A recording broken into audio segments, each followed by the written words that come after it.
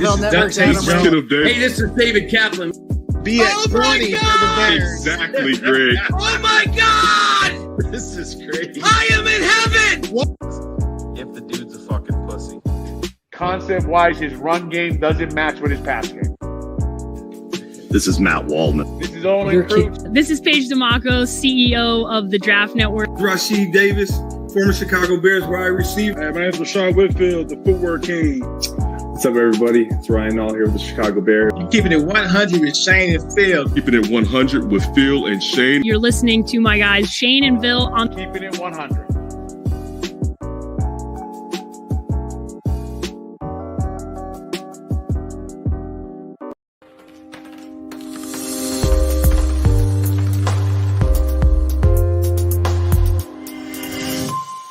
The following show is for mature audiences only. Watch the tape, and when you see the tape, you know the tape doesn't lie, and there's just the tape doesn't lie.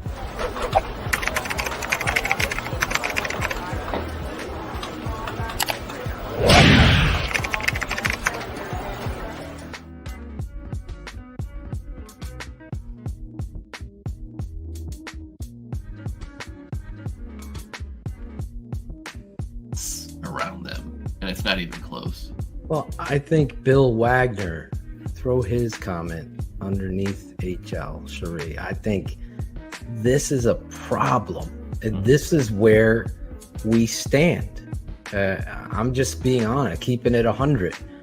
This is the goal for Shane and I. Like, we talk the same talk on the phone. I'm not going to agree with him on Robert Quinn, and we're going to stay there. It's not a fucking script for the show. It just drives me insane. I don't know how you sell your soul to try to get clicks. I just won't do it. And I don't fucking pay for views. And I don't give two fucks about anybody who's not loyal. I don't have any time for that shit.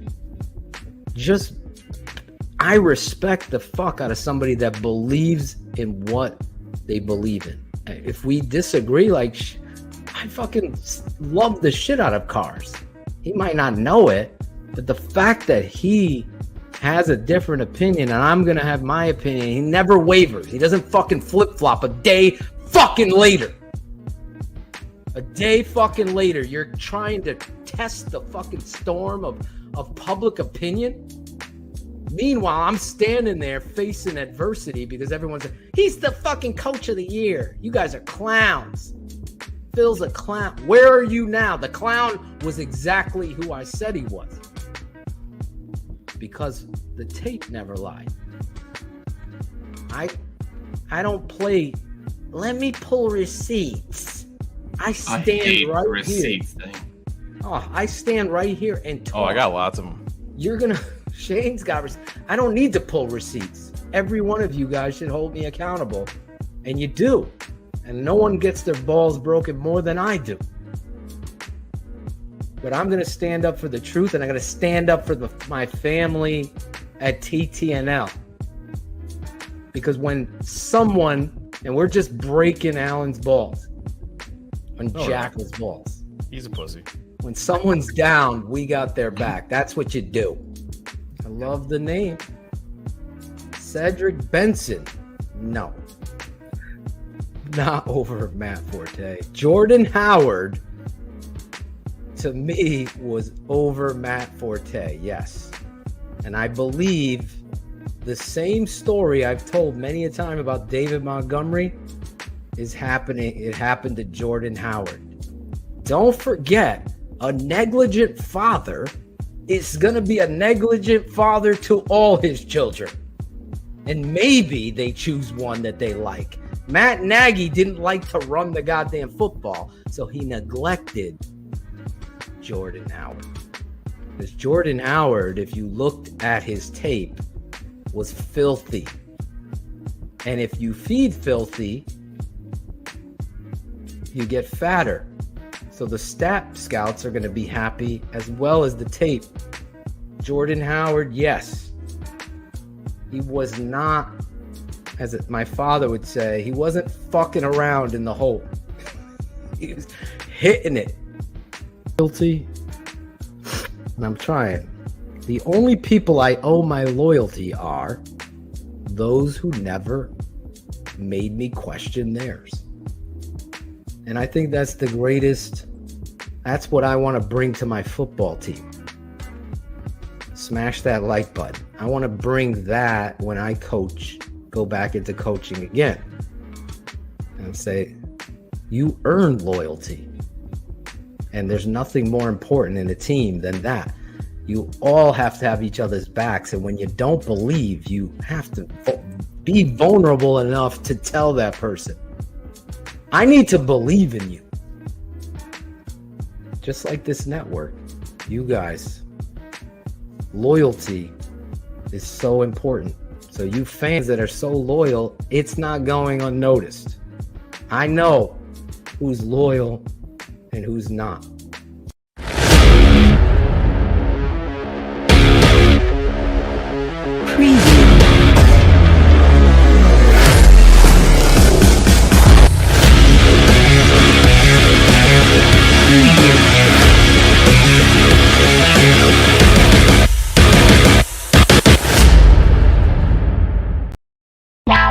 Draft Dr. Phil and the smartest man. Keeping it 100.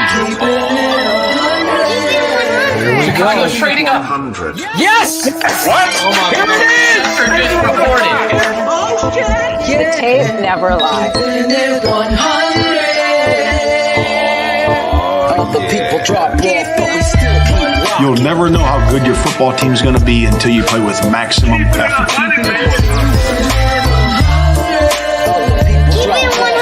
Keeping it 100. It's an open competition. Take over the North and never give it back. Smartest man. My Chicago Bears select Justin Fields, quarterback, Ohio State. Guess who's back? The two dudes that kept it real. Dynamic duo that you love, the smartest man and Dr. Phil. Breaking down the film, never a problem, kick it straight. Most shows focus on stats, we focus on the tape. We keeping it 100, never running east to west. We coming with that truth, cause that's what our fans expect. Cut off the freaking anchor, forward to be free. But don't you worry, Shane's got the dumbest tweets. It ain't no secret, Phil and Shane got some haters. But now they're all stuck like the Jew and now and laters. Debaters, frauds get kicked like Coach Tabor. Cuts had to be made, we added a barber moderator. Up and down, boys got you double checking. Sad sack scrolling like a fool drunk texting. Flexing on the truth cause you know they'll never change. Real, recognize real, that's what you get with Phil and Jimmy. What we do when we're breaking down the Bears. Fuck a play or a captain, all of the unchairs. The tape never lies, the truth, you see. We laugh, we analyze, so there's no babies like Maybelline. Straight to the truth with acumen and facts. We got a sad nerd, but he's not just giving nerd stats. Car crash, big impact like Trick Sack. Every Wednesday night you got the smartest man and Phil back. Now we know you're smiling like a fat kid with fun dip. We're back better than ever and we keeping it 100. Keeping it 100, baby. Keep it 100. Draft Dr. Phil and the smartest man. Justin Fields gets outside the pocket, puts that ball perfectly where only Mooney can get it. 1 point. 2 feet. Draft Dr. Phil and the smartest man. Keeping it 100, baby. Keeping it 100. Draft Dr. Phil and the smartest man. Keeping it 100, baby. Keep it 100. Keeping it 100. Church never lies. Yeah, exactly.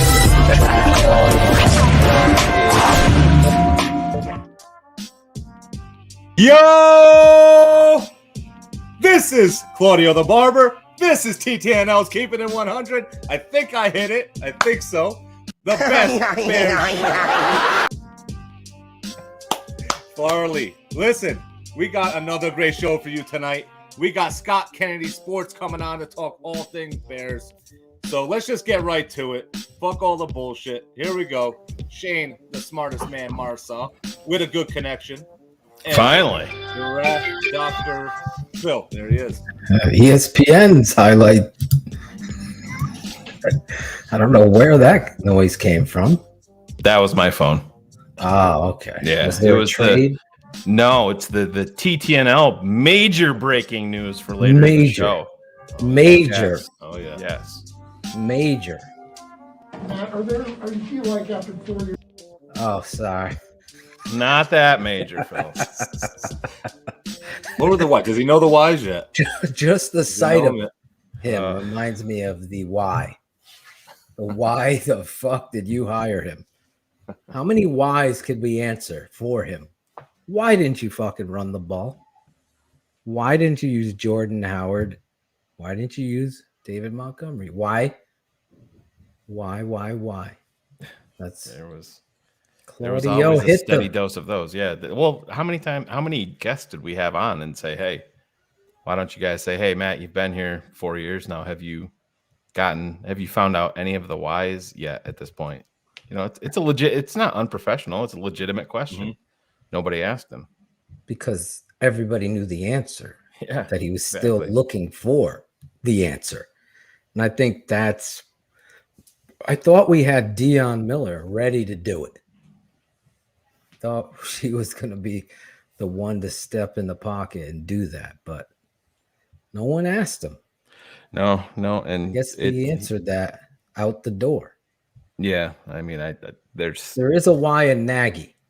Yeah, I'll let you know that. There's a why.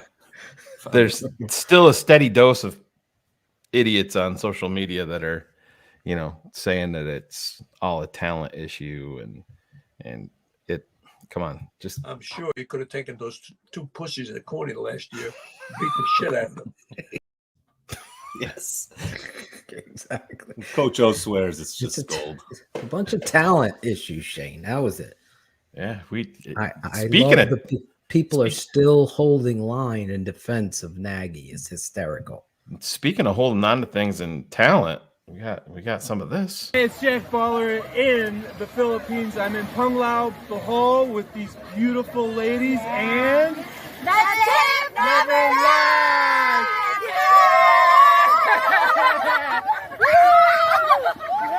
Yes, they never lie. Me so horny. That's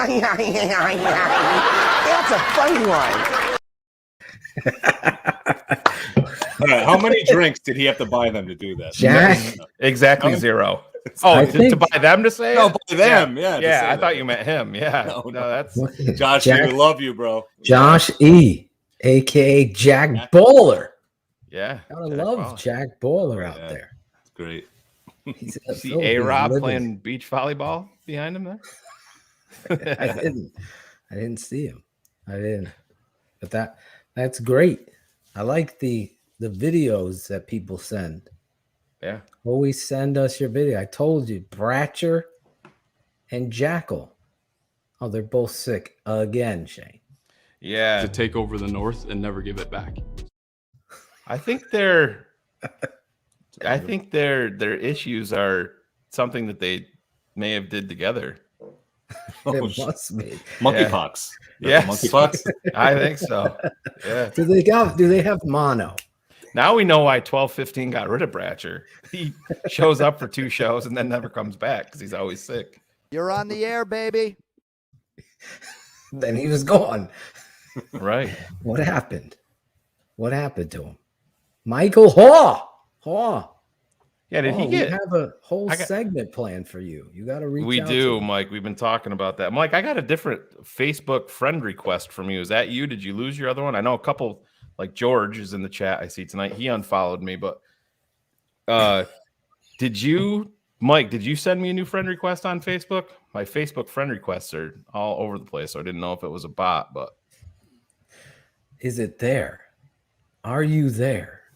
Michael Haw. Okay, he's silent. Uh-oh. Yeah, I also got, and I fuck, they're on to accepted. me. I accepted it, so I don't know.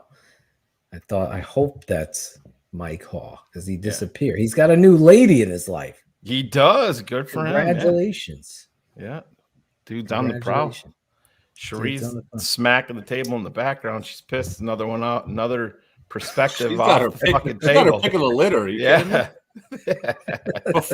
Before the show even went live, people were talking how good she looked and this and that. She looks like a Cinnabon. Somebody said, Who knew? There he is. Awesome. Sheree was on the prowl in NYC this past weekend.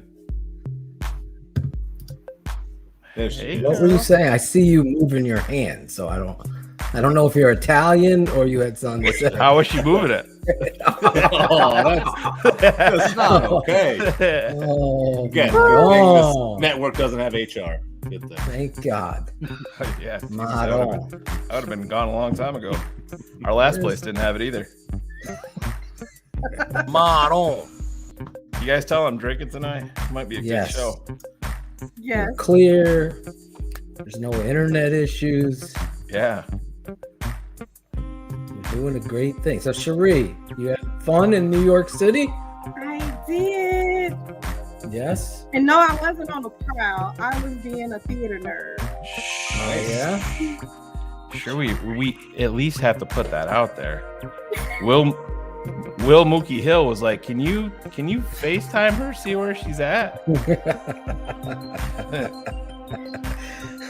And I actually was in Jersey because I stayed Saturday night in Jersey. I went and saw a School of Rock musical. Did you have a limo driver? I did not. I'm not balling like that. That's Claudio level. Yes, yeah. First class Fernicola. I did. I got my daughter a limo to her birthday. That was What? it. I did. Birthday? Yeah, her birthday party. Where's she going? Chuck E. Cheese? Her Sweet 16. She went to Oh. Rondo, Oh, that really nice restaurant near us. Oh, it's right Yeah. down the road. Thanks for Yeah, showing up, Claude. Proud of you. That's understandable. Yeah. We have footage from the Sweet 16. Oh God. Oh God. Thank you.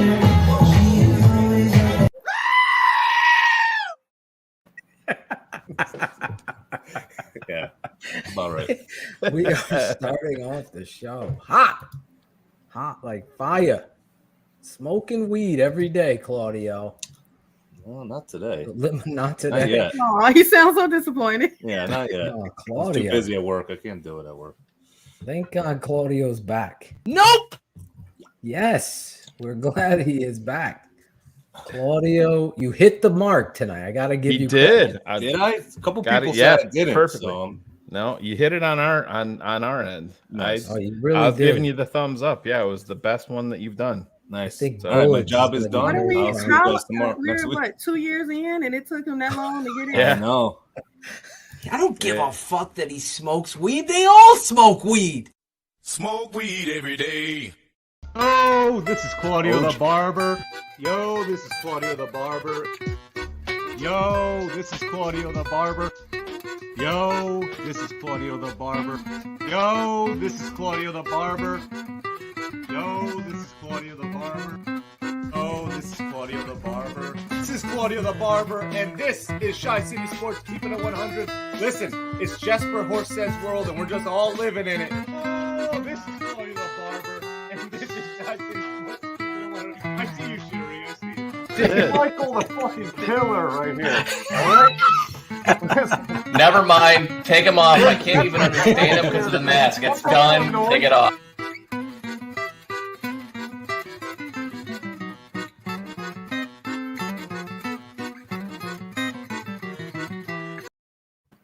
We definitely got to fix that ending. That was Yeah, that's a little. What's that that was- Looks like I black, made that. Huh? blank I black love screen for a long Carr's time? response to the Jason. Yes. Yeah. That's Michael Myers. It's all classic. Oh, Yeah. I see love you, it. Sheree. Gotta bring it back. I see you laughing, Sheree. Those are all Claudio. If you're new to the show, Claudio, the moderator, his first show, The OG. he sprayed some stuff in his mouth because he was so nervous. That didn't help. And then That he did not couldn't help. get the car started, Kenneth. You're right. He's like, I can't do it. I go, what? We're 5 minutes from air. I can't do it. Can we He go was over dead one- serious. I was freaking. Do you remember? fucked Do you up. remember? Do you remember that time we were on StreamYard together? He's like, guys, can we go over this like one more time, Yes. just real quick? And he pulls his fucking notebook out. We would have to play like a snippet of the ender, Yeah. like this. We would have to play this little thing, Sheree, like this. The Tape Never Lies Network. The tape never lies. Tape never lie. Starts now. The tape never lie. Yo, this is Claudio. And he couldn't hit the mark. I'm like, Or time it right. he'd be low energy Claude. Yeah, low. Shane texted me, Claude, the first time. He's like, dude, is it me or is he like just so fucking nervous? I was nervous as shit. I never did none of this stuff. You guys are like pros. I'm like coming in like fucking Naggie, head coach in the team. They're used to it, Claudio. I know. You've come a long way.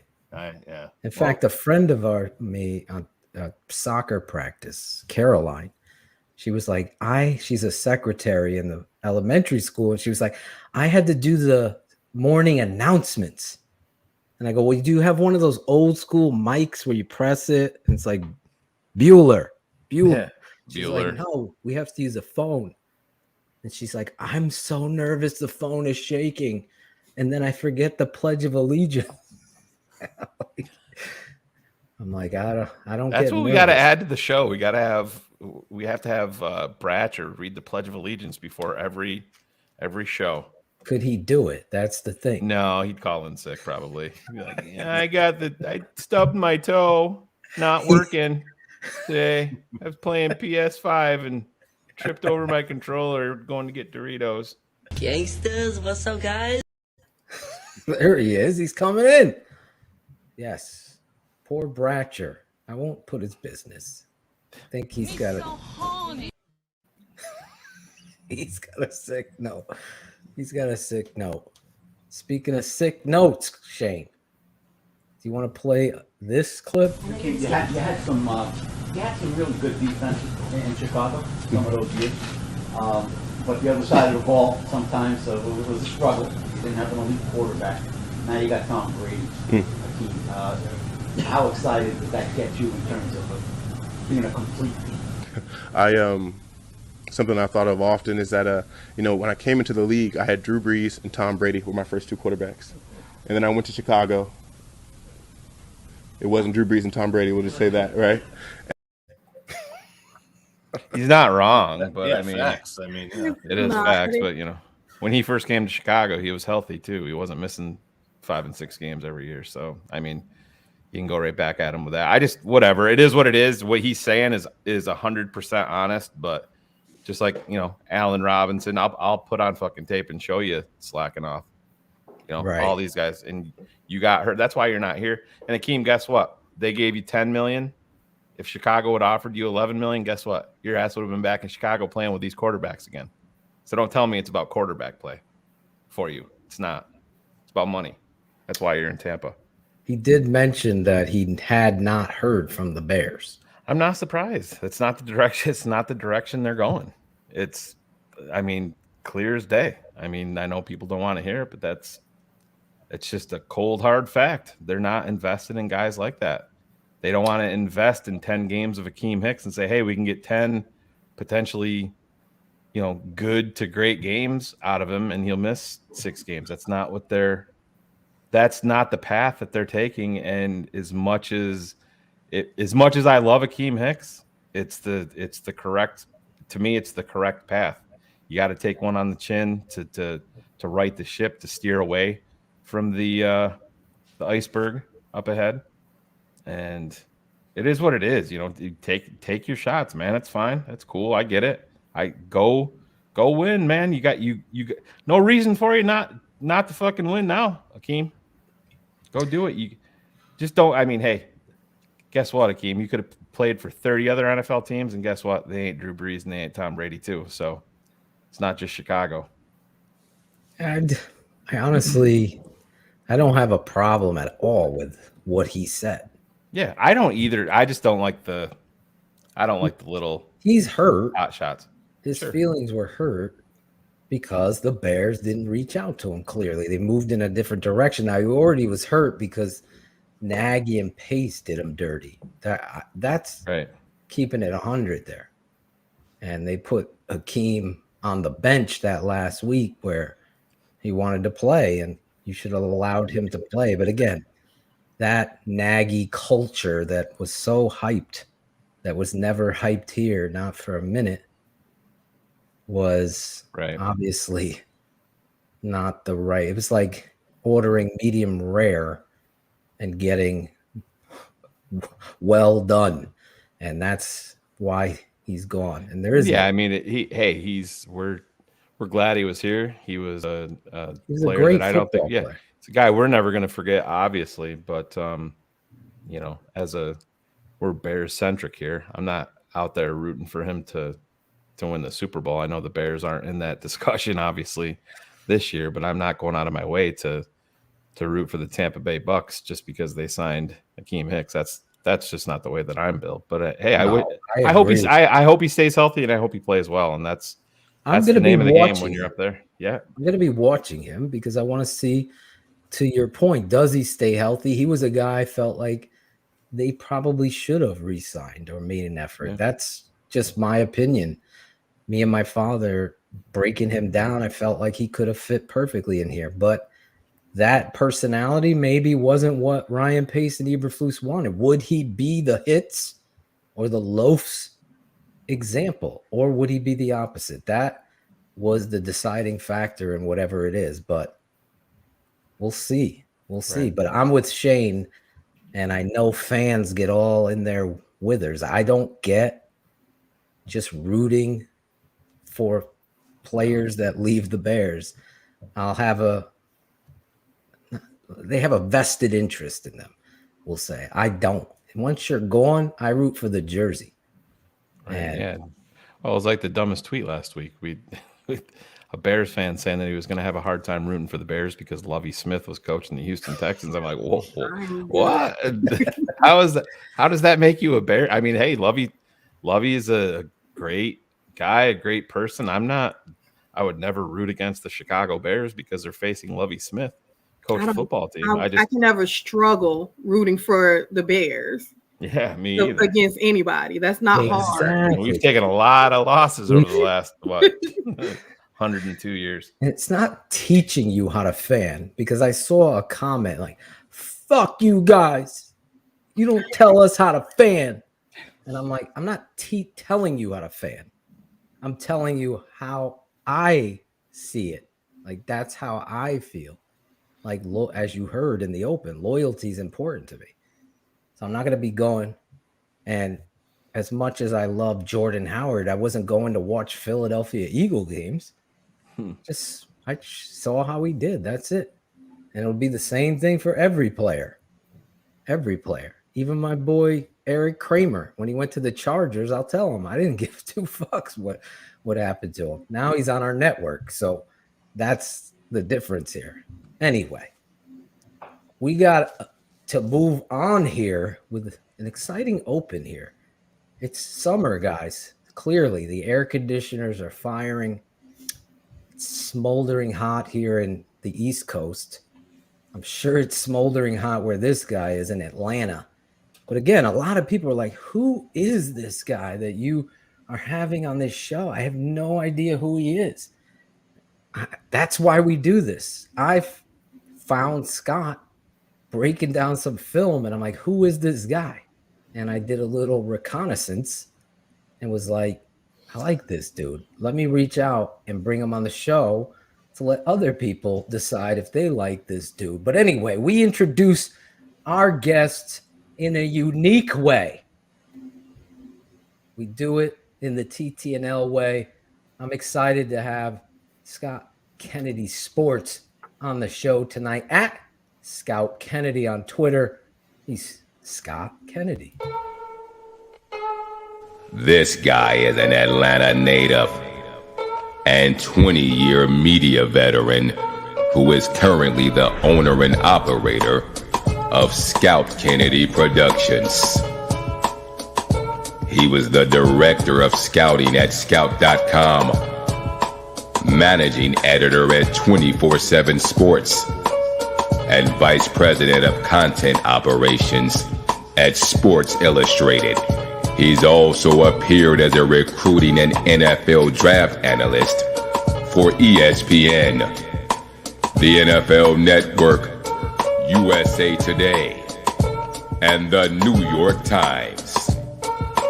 Bears fans, TTNL fans, let's give it up for Scott Kennedy.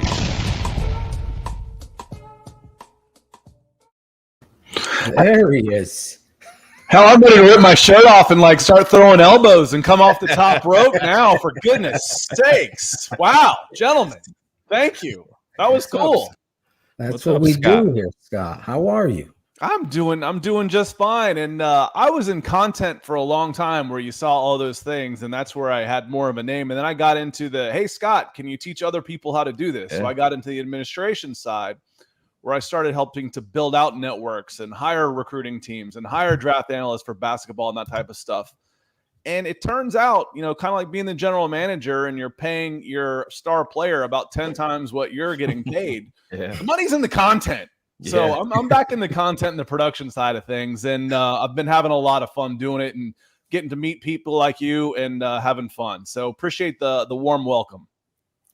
Absolutely. I'm excited to have you on. And in fact, in true transparency, which is keeping it 100, I was looking for people that were, you know, using analytical tape of Chicago Bears draft picks. And your all-star coverage was in the title itself. It was all-star.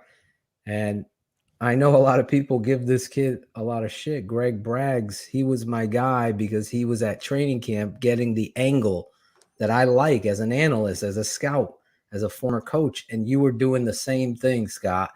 And it was great stuff that you were able. So if you're a fan of any team, Scott goes to these all-star games and is able to capture the things I believe that are most important. And yes, I guess he is a Chelsea supporter. Yeah, it comes in. We're talking. I do some work with the Denver Broncos and Chad Jensen, one of the guys I was telling you about, as far as that I help put into the business or get onto different platforms. Now I'm working with those folks, you know, instead of helping them in the back end. And been a lot of talk about the Denver Broncos and $4.65 billion dollars and the Got price. that Walmart money. All the NFL owners right now are thinking, but that Billionaire Boys Club, it's an exclusive club, and that's why people get into it. But it wasn't the record. Who set the record was the Chelsea Football Club, was sold last week under duress after the UK government confiscated it. But I know we're here to talk other football and draft picks and anything else that comes your way. And frankly, gentlemen, I have some questions for you also, talking about covering some other sports. Justin Fields, I'm on record several times saying I would have taken him two overall. Yes, I would have taken him 2. Yeah. I was pissed when the Falcons passed on him at 4. We thought the Denver Broncos might take him at 9 when I was working with them. It was a really exciting draft. I think everybody's pretty happy with who they've got, but I want to know more about what the Bears are doing to help Justin Fields along. So I've been looking forward to this conversation. Well, the biggest problem is in Kansas City now. That was the biggest problem that they took care of, was booting Matt Naggie. And I mean, for sure, I know Phil was the famous Naggie quote. Phil was the first guy that I was around that said, we need to, this guy got coach of the year, but we really need to pump the brakes, because I'm seeing way too much here. There's a lot of putting, lipstick on a pig here. And I'm like, let's got to give him some time. And the mistakes, the issues kept on coming over and over and over again. And it's just, Scott, you've been around it long enough. When a guy's at the end of his rope, when you can hear him in a press conference, when you ask him a question, he doesn't shut up for 7 minutes and doesn't answer anything. You're like, this is a dude that's got the bullseye square on his forehead. And I really thought that they were the luckiest franchise in the world to have Justin Fields fall and in range for them to move up. Because I sat here the entire time like, if you're the Jets, how can you not have this ready-made dude? This guy is ready-made for New York. He's media savvy. He's a leader. He's going to come in. I was not a big Wilson guy myself at all, and we weren't as a network here. But to me, we had Wilson 5th ranked We even Yeah. have Davis Mills over And Wilson. I'm a little biased, but one of the phrases I like to use, I might be biased, doesn't mean I'm wrong. Everybody's biased. That's what makes us who we are. But, can you identify your biases and either counteract them or at least own up to them? And Justin Fields went to school 20 minutes from where I went to high school. And I'm back in North Metro Atlanta, and him and Trevor Lawrence, after we didn't have quarterbacks here in the Metro Atlanta area for years, and all of a sudden now they're just coming out of the woodwork. It's like it's turned into the old Pennsylvania of old.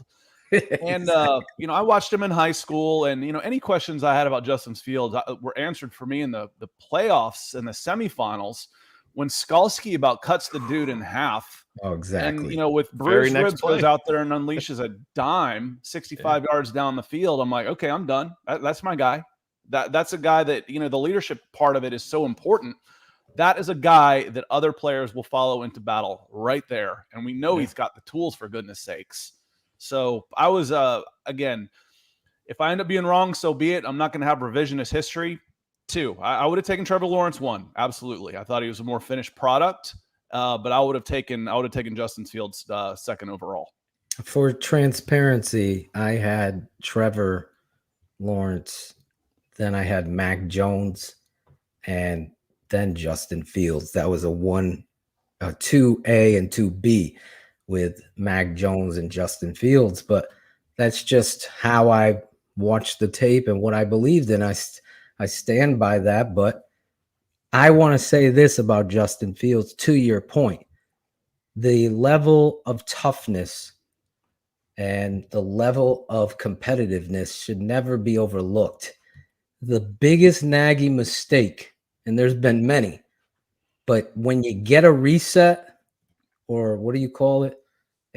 What's the Irish? A do-over, but there's an Irish word, a mulligan. When you get a mulligan, you better open a competition. When you get that kind of talent, I don't give a shit if he doesn't know your playbook. You put him in there and you open the competition so everybody's eyes are on the prize, that this is all for war and war for all, and everybody's going to get. And Matt dropped that ball.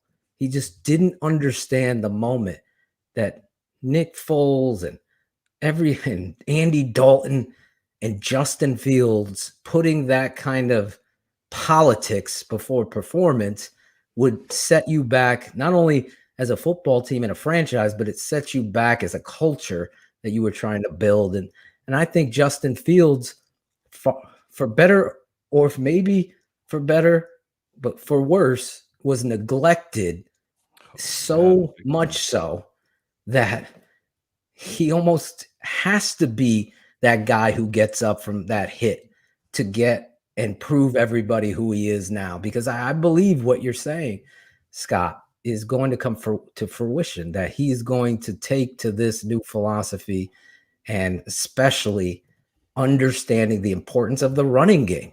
I mean, that's Matt Nagy's second flaw, is he just couldn't understand how important David Montgomery is and how good he is at the same time. And hopefully Luke Getsy and company understand that, which I think they do. And I think Justin is going to take an enormous leap, just to what Shane said to start off this show. The Matt Nagy effect. And Shane will tell you, as he said, I called a shoe salesman right away. Because if you continue to make these mistakes in coaching and fundamentals and play calling and situational football, it never improved. Not from one week to the next, not from one series to the next. It just always was a pile of shit. And it infuriated me to a level that I can't even make people understand. I took so much heat from it because they thought I was speaking just for a narrative or clicks, but I was speaking from a passionate place, that I'm so tired of guys like Jim Harbaugh who are maniacal and they look crazy, but on Saturdays their team plays so fundamentally sound. And you watch a Chicago Bears game, it's like there's talent there, but it's just so bad, so poorly coached, and it makes the NFL look bad. And Nagy was the number one, the number two, the number three reason for that. So I think I'm excited about the direction of this team with Justin Fields right now. Well, good. I'm looking forward to taking that again. One of the phrases I use lots of phrases over and over again, and one of those I like to say is, hey Scott, who do you root for? Well, I root for me. I'm a me fan. So Right. if I say Justin Fields is going to be is someone that I wanted to take number 2, guess who I'm rooting for? Yeah, Justin Fields. I don't want him to fall flat on his face. It makes me look bad. I don't want to look bad. I'm rooting for me. So I'm all about Justin Fields. I'm a big fan of the kid. So I'm looking forward to him, and hopefully, the one time I think you don't necessarily want to throw him to the wolves is, there's some Trevor Lawrence comments in here about this a little bit. A lot of these guys are going high. They're going to bad football teams. Oh, hey, who looked the best one? You mean the guy that got drafted to the best team and Bill Belichick looked like the best rookie quarterback? No kidding. Wow. What a revelation. The guy who went number 1 overall to the Jacksonville Jaguars didn't look so good? No, you don't say. Those are terrible teams. So you've got to give them a little time. And I don't mind if you can, if there's a plan in place. And obviously, it sounds like you're saying there was no plan in place. Honestly, bring along slowly, like Trey Lance, right. possibly. Yeah. Like Trey Lance. Yeah, Well, I think that. no. But I think that originally was their plan, but it was to their detriment that they were so rich. I mean, Scott, we got to his first career start was in Cleveland, which that game plan. I mean, that if I'm the GM of the team and I see that unfold, the guy is gone after the game. I mean, it was like Matt Nagy said, "Oh, he got the shit kicked out of him in the in the college playoffs. So if he gets the shit kicked out of him all the time, he's going to come back and play like a warrior." But he didn't work with any of the Bears first teamers at all. And Jesper Horsted was a third and fourth string tight end for the season. And they said to Justin Fields, "Man, you got a real good rapport with Jesper. Why is that?" And he's like, "I've had reps with him." And he's like, "You haven't worked with Allen Robinson?" "No. Haven't even thrown to him in training camp practice." This is your quarterback. And all of a sudden, you see the hand come across the screen. Yeah, right, exactly. You're not supposed to tell everybody that. But that's the difference. And not to go back, but that was my biggest problem with Mitch when he was up in front of a crowd talking to people. None of it to me was believable. He didn't inspire the fan base.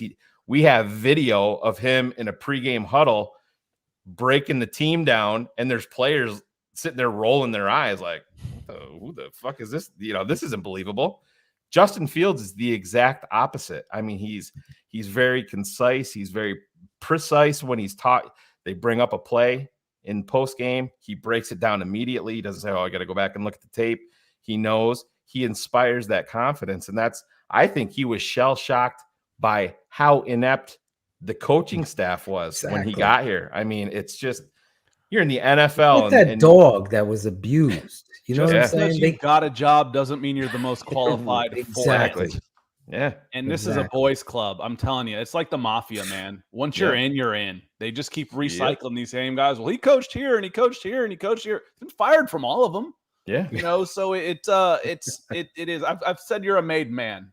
Is how I've talked about the coaching staffs, the coaching fraternity in college and the NFL. Yeah, it's a good old boys network a lot of the time. I know we're just meeting for the first time. We've been chatting, but my uncle was the head coach of the Cleveland Browns in the late 70s, Sam Rutigliano. And my father was born in Akron. I'm familiar. Yeah, there you go. The Cardiac Kids. Mm-hmm. And my father was a football coach here in Connecticut.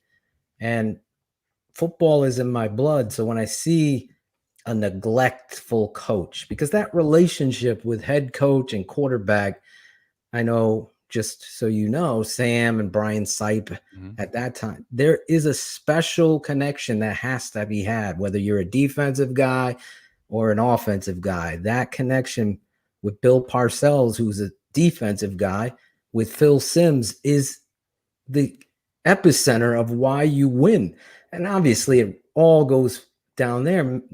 Just that whole semblance of Justin Fields, of what Shane just said, I just think needs to be highlighted, underlined.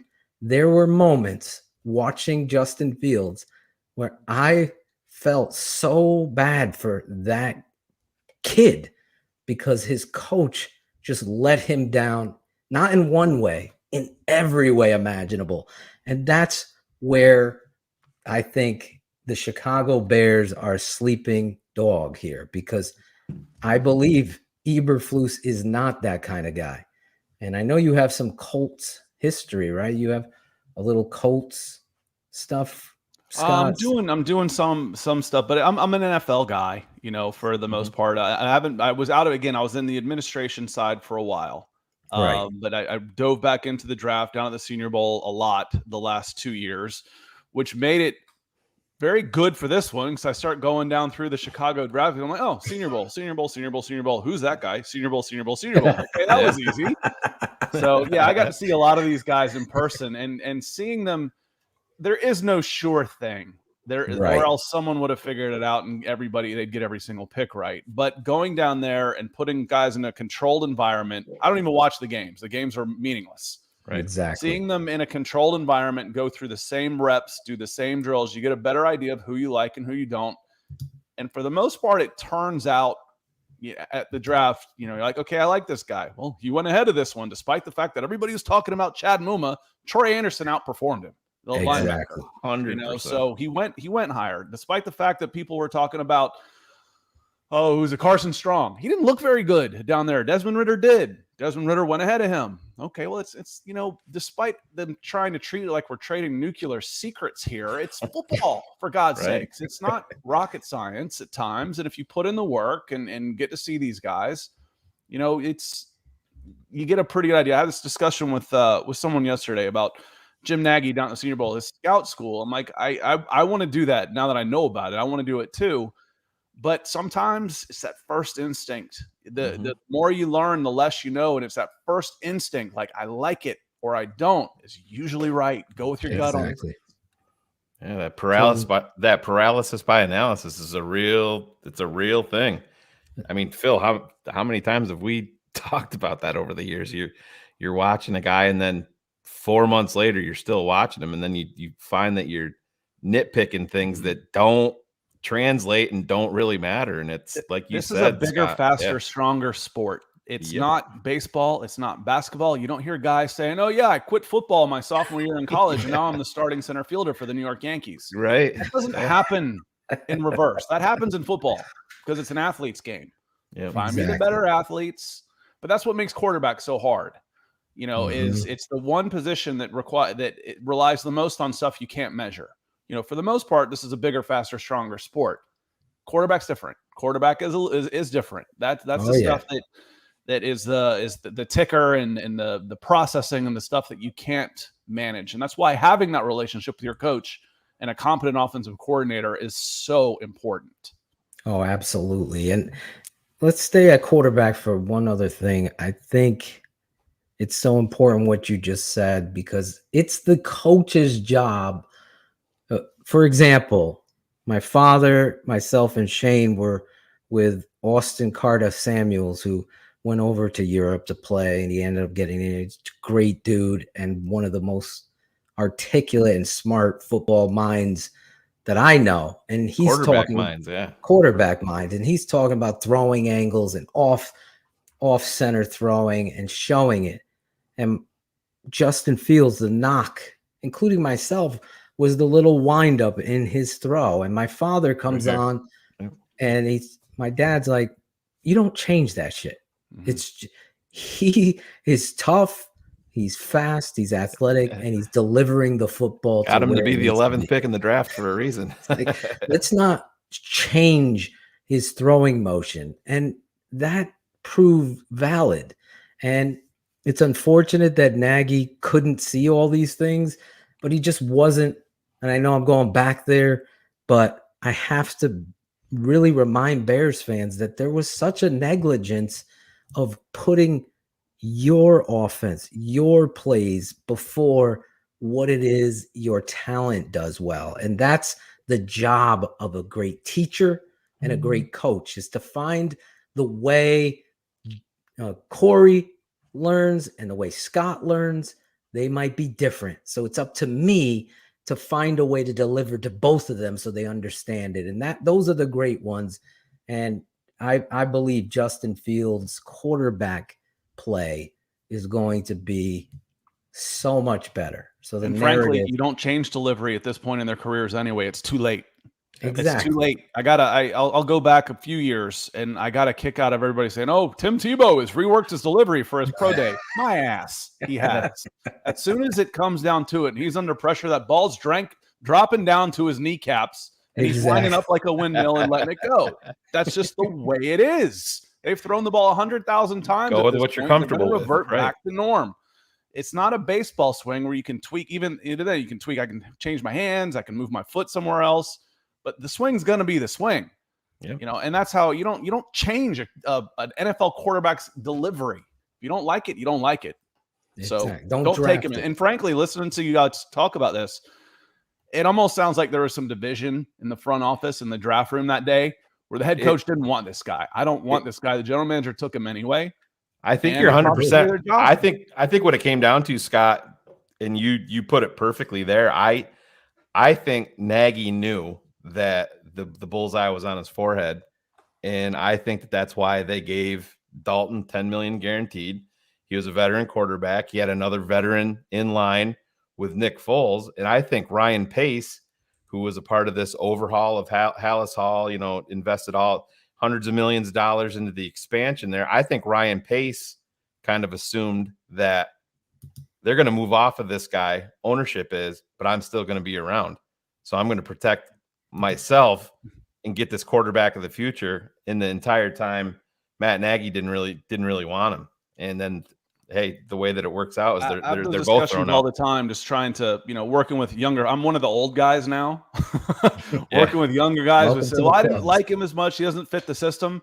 General managers don't draft for systems. Systems change quickly. They draft for 10 years, not next year.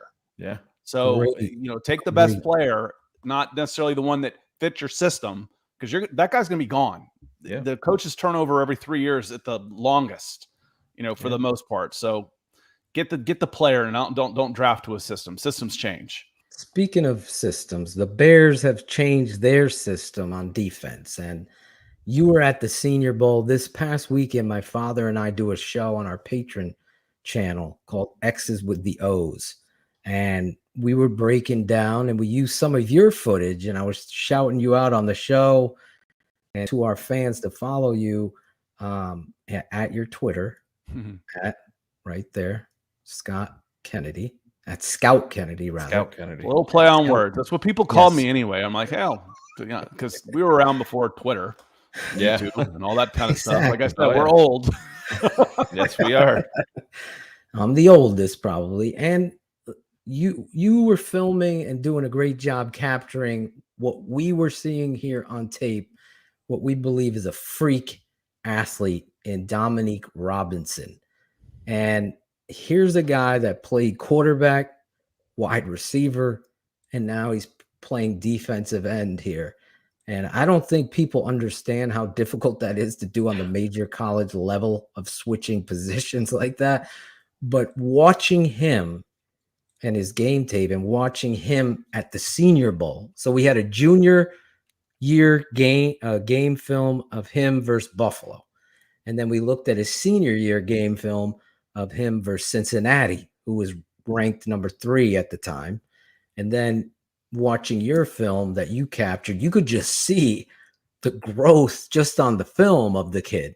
But what did you see, and what are your thoughts on Dominique Robinson? Well, I put the video in here. We can share it if you wanted to bring it up, but I can talk over a little bit. But one of the things I liked about it, and one of the things you can't tell right away, is your first couple of days of practice. At least for me, I didn't have the height and weight yet, so you can't tell quite how big he is. With these numbers, number 10, guy looks like a safety out there. Yeah, right. He's not all that. He doesn't look all that big. I'm like, okay, well, how big is he? Well, he goes to the combine and he measures 6'5", 253 pounds. Yeah. The word for it now is twitch. Oh my God. I always said bounce. Some of these guys, they kind of walk like they're bouncing on a trampoline. They move around like they're on pogo sticks. and he had this natural bounce to him. Well, Hold it turns on, out he's Scott. got a 41-inch vertical leap. So it's what your eyes see. It's nice to then verify with the data, and he goes out there and does it. So what I saw was just athlete. Again, 6'5", 253 pounds, 41-inch vertical leap. I saw that. I wasn't necessarily as concerned about, okay, I wasn't watching it to the point. It was like, okay, where's his hands placement? Right. Is he standing upright? And those are easy things to teach. Figure that That's out, what right? coaches are Exactly. for. What I saw was an athlete with bounce and twitch and size, and I really liked him. The fact that you're able to get him in the 5th round, yes, please. I mean, what you see, effort, right there, attitude, motor, athleticism. He never stops, even in college. Like, it wasn't. You get some of these guys, Scott, and you can talk on this as you've been there at the Senior Bowl. They play great all week. They hustle because all eyes on me. Money's over there. All eyes on me. I'm going to play great here. But back in, their college, they might take plays off. This kid is running down running backs 50 yards down the field, maximum effort, fitting the Eberflus philosophy. My father at one point's like, goddamn Miami of Ohio. And I was going to pause you there. I'll rewind it back. Why can't you put this kid in an outside 9 and let him just run? And look at him right there, right at the bottom of your screen right there. He's in an outside 9. Watch him fly off the – you think that at 6'5" coming down? Yeah, he pulls off because, he would have killed the guy. These are – it could be – again, you can see here's on the edge again, and that looks like Louisiana lineman who I ended up putting like a do not draft grade on. Max, I've already forgotten his name. He came in with like a 1st round grade, and he left Senior Bowl. I'm like, I would draft this guy. Yep. 6 or he may have gone 6th or 7th, but he had a rough go of it out there. And part of it was D'Angelo Malone. Again, what's not to like? You talk about getting traits on a player like that, and you're, okay, you ran a 4.72 when everybody's running, Bonneville salt flat times out there. I don't care as much. Yeah. And there's your boy Southern Utah right there. That was Braxton Jones. Let's watch that rep again. In that last rep. Holy shit. Watch this rep again. Can we rewind that? Let's rewind it. Here we go. He bumps into a coach too. Here we go. So this is a good rep for Braxton. Yeah, that's a good rep for Braxton. But what I kept it on there, I put that one on there just to show the motor. Right. Exactly. You want to see the motor on that. That was a win. That play is in Braxton's highlight clip too. Yeah. But that's one with the motor that Eberflus writes down. I'm not quitting out of Malone on that play. So I put that on his play. And Malik Willis is a 4.52 guy that made more guys miss than any running back in college. And there's D'Angelo just steering him right out of bounds. It's unbelievable stuff. And this is what I'm talking about. You can get a little taste of what our guy at Scout Kennedy, follow him. I think I did about 75 cut-ups from the Senior Bowl this year. So, and last year, if you want to look back at some of the guys last year, and then I'm going to hit the Shrine Bowl. I didn't realize the Shrine Bowl did as good a job as they did with that. They had 45 guys get drafted. So I'm going to spend 2 days in Vegas next year at the Shrine Bowl before I head down to Mobile. Yeah, make sure end up with 100 draft picks. There's half the draft right there. The Shrine Bowl plans to go all in on the head-to-head. I mean, they used to work hand in hand quite a bit. You'd play at the Shrine Bowl and then bounce out and head down to the Senior Bowl real quick. And from what I've been told, there's going to be none of that because the Shrine Bowl has that's why they moved to Vegas to get a. Why do you want to go to Mobile when you can be at Vegas? Names mixed up here, and I walked right into it. D'Angelo Malone and Dominique Robinson. So I'm naming the traits. D'Angelo Malone was another guy I really liked, very similar, drafted, in the middle rounds. I had everything right except his name. D'Angelo Malone was another edge from a smaller school that made a name for himself down there. Dominique Robinson, yes, apologies. Miami of Ohio, 6'5", 253. 41-inch vert, all that stuff was the same. The video was the same. I just fucked up his name. Apologies. It's been a few months to these guys. Our fans travel, Scott, so they'll be on top of you on this. No, that's okay. Hey, I screwed it up. It's kind of nice to be able to do these things live because when you do them live, you screw up. You say, "Hey, I screwed up. Let's move on. Everybody That's what screws we up. do. We record it and it's out there. You're like, man, you moron. You had a chance to like review all that. Yeah, you got some nerd sitting in his mom's basement. You said the wrong name. You suck. You don't know what you're talking about. Give me some fucking names. I screwed that up. Apologies on that. D'Angelo Malone's not as big. Dominique Robinson's bigger. D'Angelo, I think, came in about 235, 240. And, well, if you're a patron, you would have Dominique seen this breakdown, and you could still become one. The tapeneverlies.com, where we took the tape, my father and myself, who I believe do an amazing job. Of course, I believe in that. My boss, Shamika, I got to give her a shout out. She said, if you don't believe in yourself, and it's so weird because Scott said the same thing as he started this show. If you don't believe in yourself, who's believing in you? And I watched back the Dominique Robinson breakdown, Shane, and you said it yourself. It was just an amazing show. And it's a showcase of how there is no exact science in this. But to Scott's point, athlete and size, all those other things, hand placement, his stance he's in a 4-point fucking stance. Yeah. Come on. Put this guy in a 3-point, put him off on a shade, and watch this kid just fly off the edge. You're going to be super excited about Phil, it. to that point, Bruce Feldman puts out his athletic freaks, every year leading up.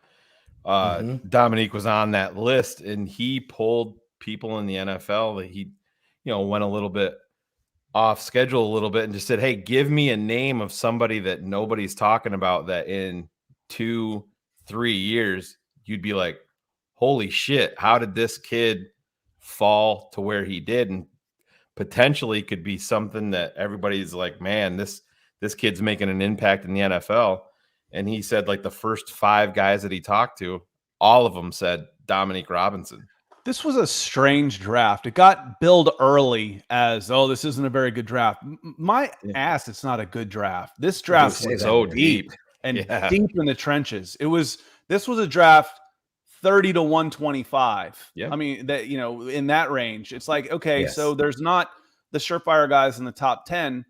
That might mean it's not necessarily a sexy draft, right? But you got unbelievable value. Some of the questions in here about, who's the biggest surprise from the Bears draft.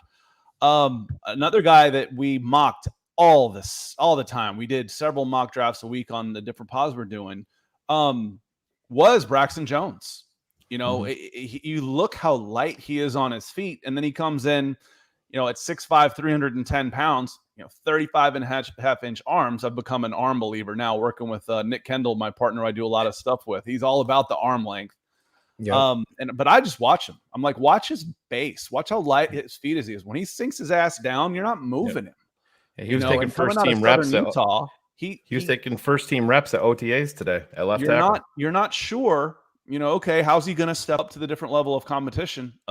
Just fine. Fine. Yeah. My guy last year was Spencer Brown. I was on the Spencer Brown bandwagon early. Yeah. Now, there's a few guys that I liked, not Spencer Brown because I said you guys are morons for letting this guy slip to 100. I like Braxton Jones as part of that, 100 to 150 group. You got him at 168. There were a lot of us that were like, damn it, you just got a starting right tackle for the next 10 years. Even if it takes 2 years to get there, he is so athletic, great size.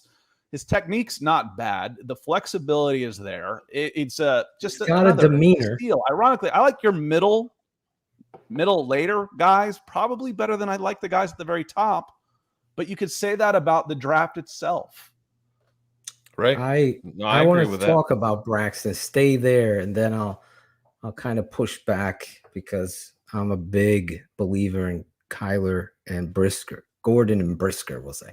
But Braxton Jones, my father and I broke him down as well on X's with the O's, and I want to shout out my guy Chris Harold for being such a loyal and teammate here. Braxton Jones, we had only one tape of him with the All-22, and it was against Arizona State. Now, my dad's former captain in 1984 is the offensive line coach at Arizona State, and his name is Mike Cavanaugh. shout out to him. And he's just one of the most tremendous offensive line. He used to coach with the Chargers. He learned under Joe Bugle and my dad. So that's a great combination there, in my opinion. And he had some great things to say about Braxton Jones.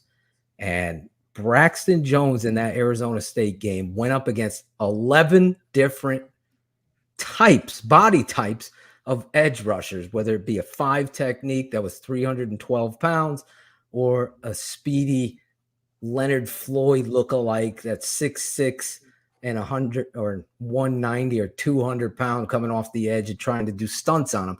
He was able, to your point, to show great, tremendous feet and patience, which is hard to find in a rookie with his long arms. He doesn't just throw them out there and become some tree forest animal holding people.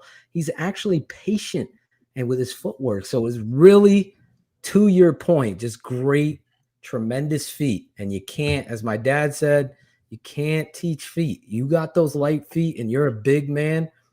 The other thing about him, last point about Braxton that I found really exciting is how cerebral this kid is. He's just so calm, and his demeanor, for people, that's a bad thing. For me, as an offensive line coach myself, he's very well thought. So he's going to study the playbook and articulate everything to its fullest. And it shows up on tape. He's very, very good. And to your point, again, I think this is another guy that's going to be something that we look back on and be like, wow, we got Braxton Jones there in the 5th.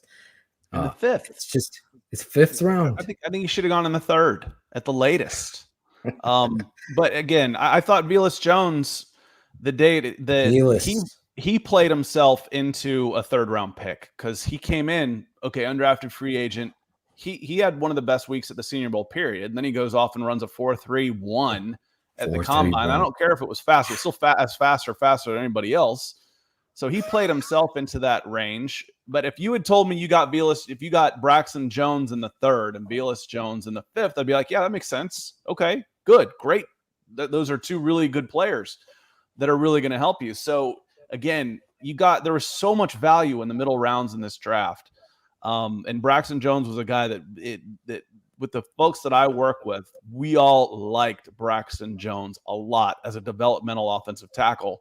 And it might not even take that much time to develop him. That's just something you say when he's coming out of Southern Utah State. That's just exactly an assumption that, hey, he's going to need some time. He might not. He might not need that much time. And he's playing against Arizona State. And he's not just okay. He's really dominating people.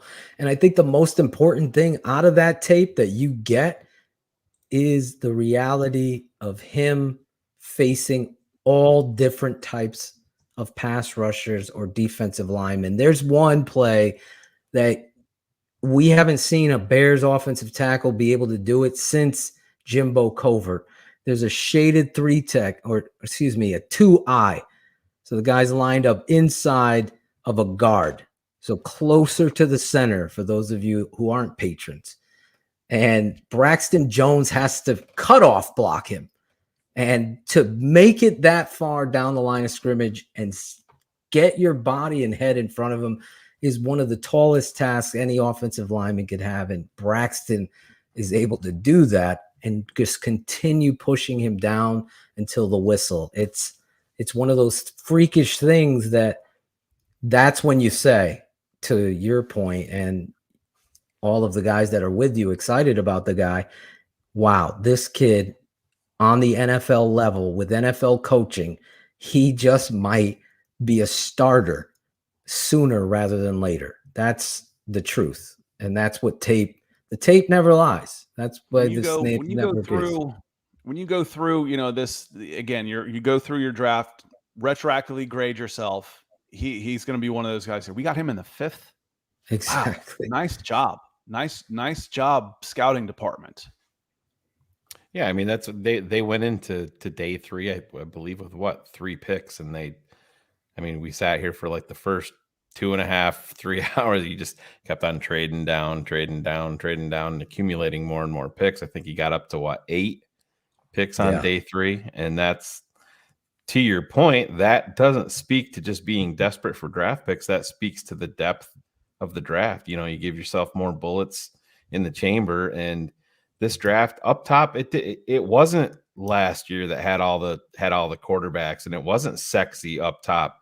But to your point, I said, this isn't me just being a Bears homer and Bears centric here on TTNL, but I'm like, for having a year where we didn't have a first round draft pick, but we had 39 and 48 or whatever it worked out to be. That was better than having the 20th overall pick. This was as the far year. as I'm concerned. Yeah, this was totally the year. agree. Mm-hmm. Yeah. Absolutely. This was a year where you wanted to load up in the middle rounds, and financially speaking, you're better off. Yeah. And again, covering and being a lifelong Atlanta sports fan, I'm like, Drake London at number 8, you point me a hill of beans worth of difference between him and Christian Watson at like 39. Mm-hmm.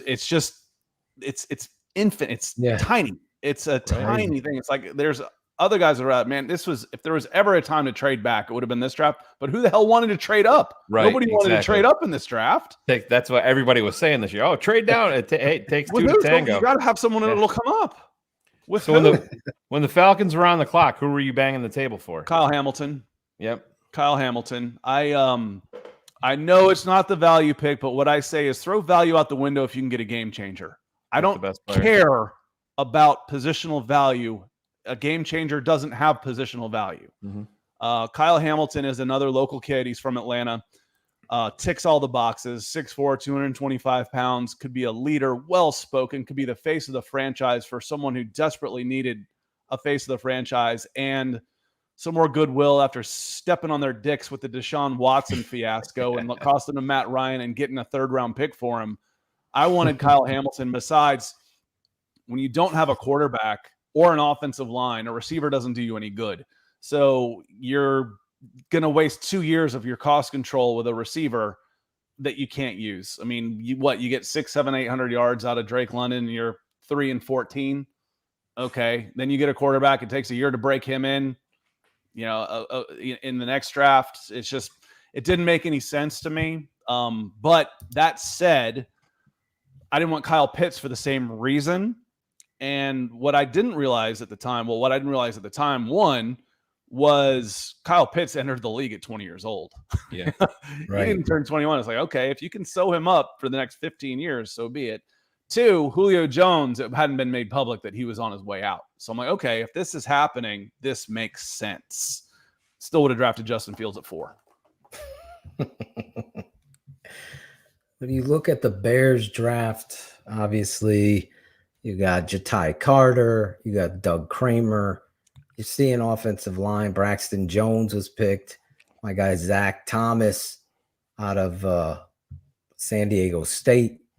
You see the Ryan Poles influence in what he's trying to do and build the offensive line. You got to put Ian Cunningham in there along with him. I mean, Ian Cunningham coming from Philly, that's how Philly builds their. I mean, you saw it this year. It's defensive line, offensive line. That's the way they do it. Yeah, can you imagine? Are you kidding? Can you imagine? Watching Atlanta, Thomas Dimitroff acted like I was like, how can I best put this? The general manager for the Atlanta Falcons acted like he was the agent for a 7-on-7 quarterback. That's how he tried to build the Falcons, and it blew up spectacularly. You give up 50 points. You're the number 1 seed, and you're 13-3 somewhere along those lines. And Aaron Rodgers comes into the dome and hangs 50 on you. You don't even force him to punt. What's your reaction? What is any normal person's reaction? We gotta be able to run the ball and keep it away from him, or at least try and stop somebody. Exactly. Instead, he trades 5 picks for a wide receiver. That turned out to be Julio Jones, and he traded it to the Browns, who couldn't draft their way out of a wet paper bag. So history was making it look like it was good for the for the Falcons. No, it wasn't. Give those 5 picks to the Patriots or the Steelers, and we're having a different conversation. Yep.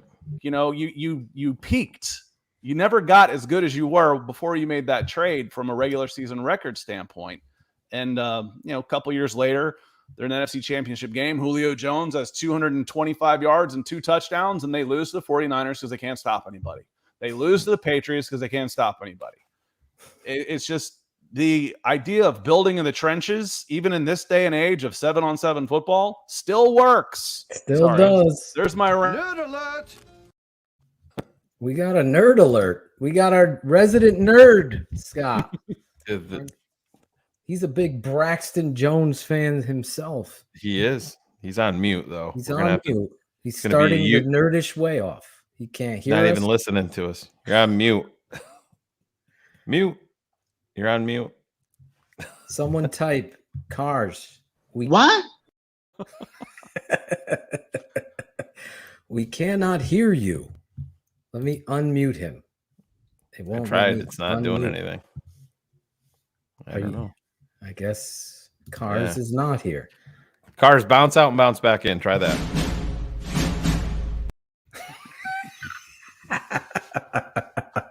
I don't know. We couldn't hear Lord Hans Cars, but I was trying to bring him in because he's a big Braxton Jones fan. Could someone text him? Because he still looks like he's confused in the back. I think he's froze. Oh, is he froze? Yeah, I think so, yeah. But I look at this, as I was saying, I see the opposite of what you're seeing in Atlanta. And Ryan Pace and Phil Emery, our old junk, are there in Atlanta helping. Not just them. They signed about 12 former Bears this offseason. The running joke is that he's the general manager, not Terry Fontenot. That he's the general manager. And there's a question in here, a comment in here. It says, Scott, what's the word on the street about Pace bringing in Bears rejects? They're shopping in the bargain bin, man. They got $65 million in dead cap before they do something with Deion Jones. They could have $76 million of dead cap this year. Wow. Do you have any idea how insane that is? Hey, go to Spot Rack, sort by cap number, and try and pull $80 million of money off of your roster and tell me how good you're going to be. Yeah. So whoever they can bring in that can walk and chew gum at the same time for a veteran minimum is what they're doing.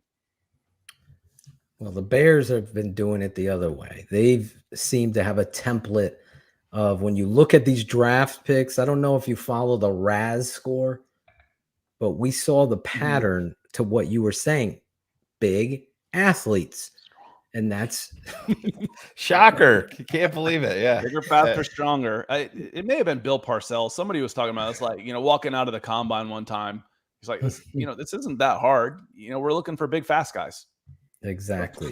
I think, I mean, that's an oversimplification, of course. The old phrase, looks like Tarzan, plays like Jane.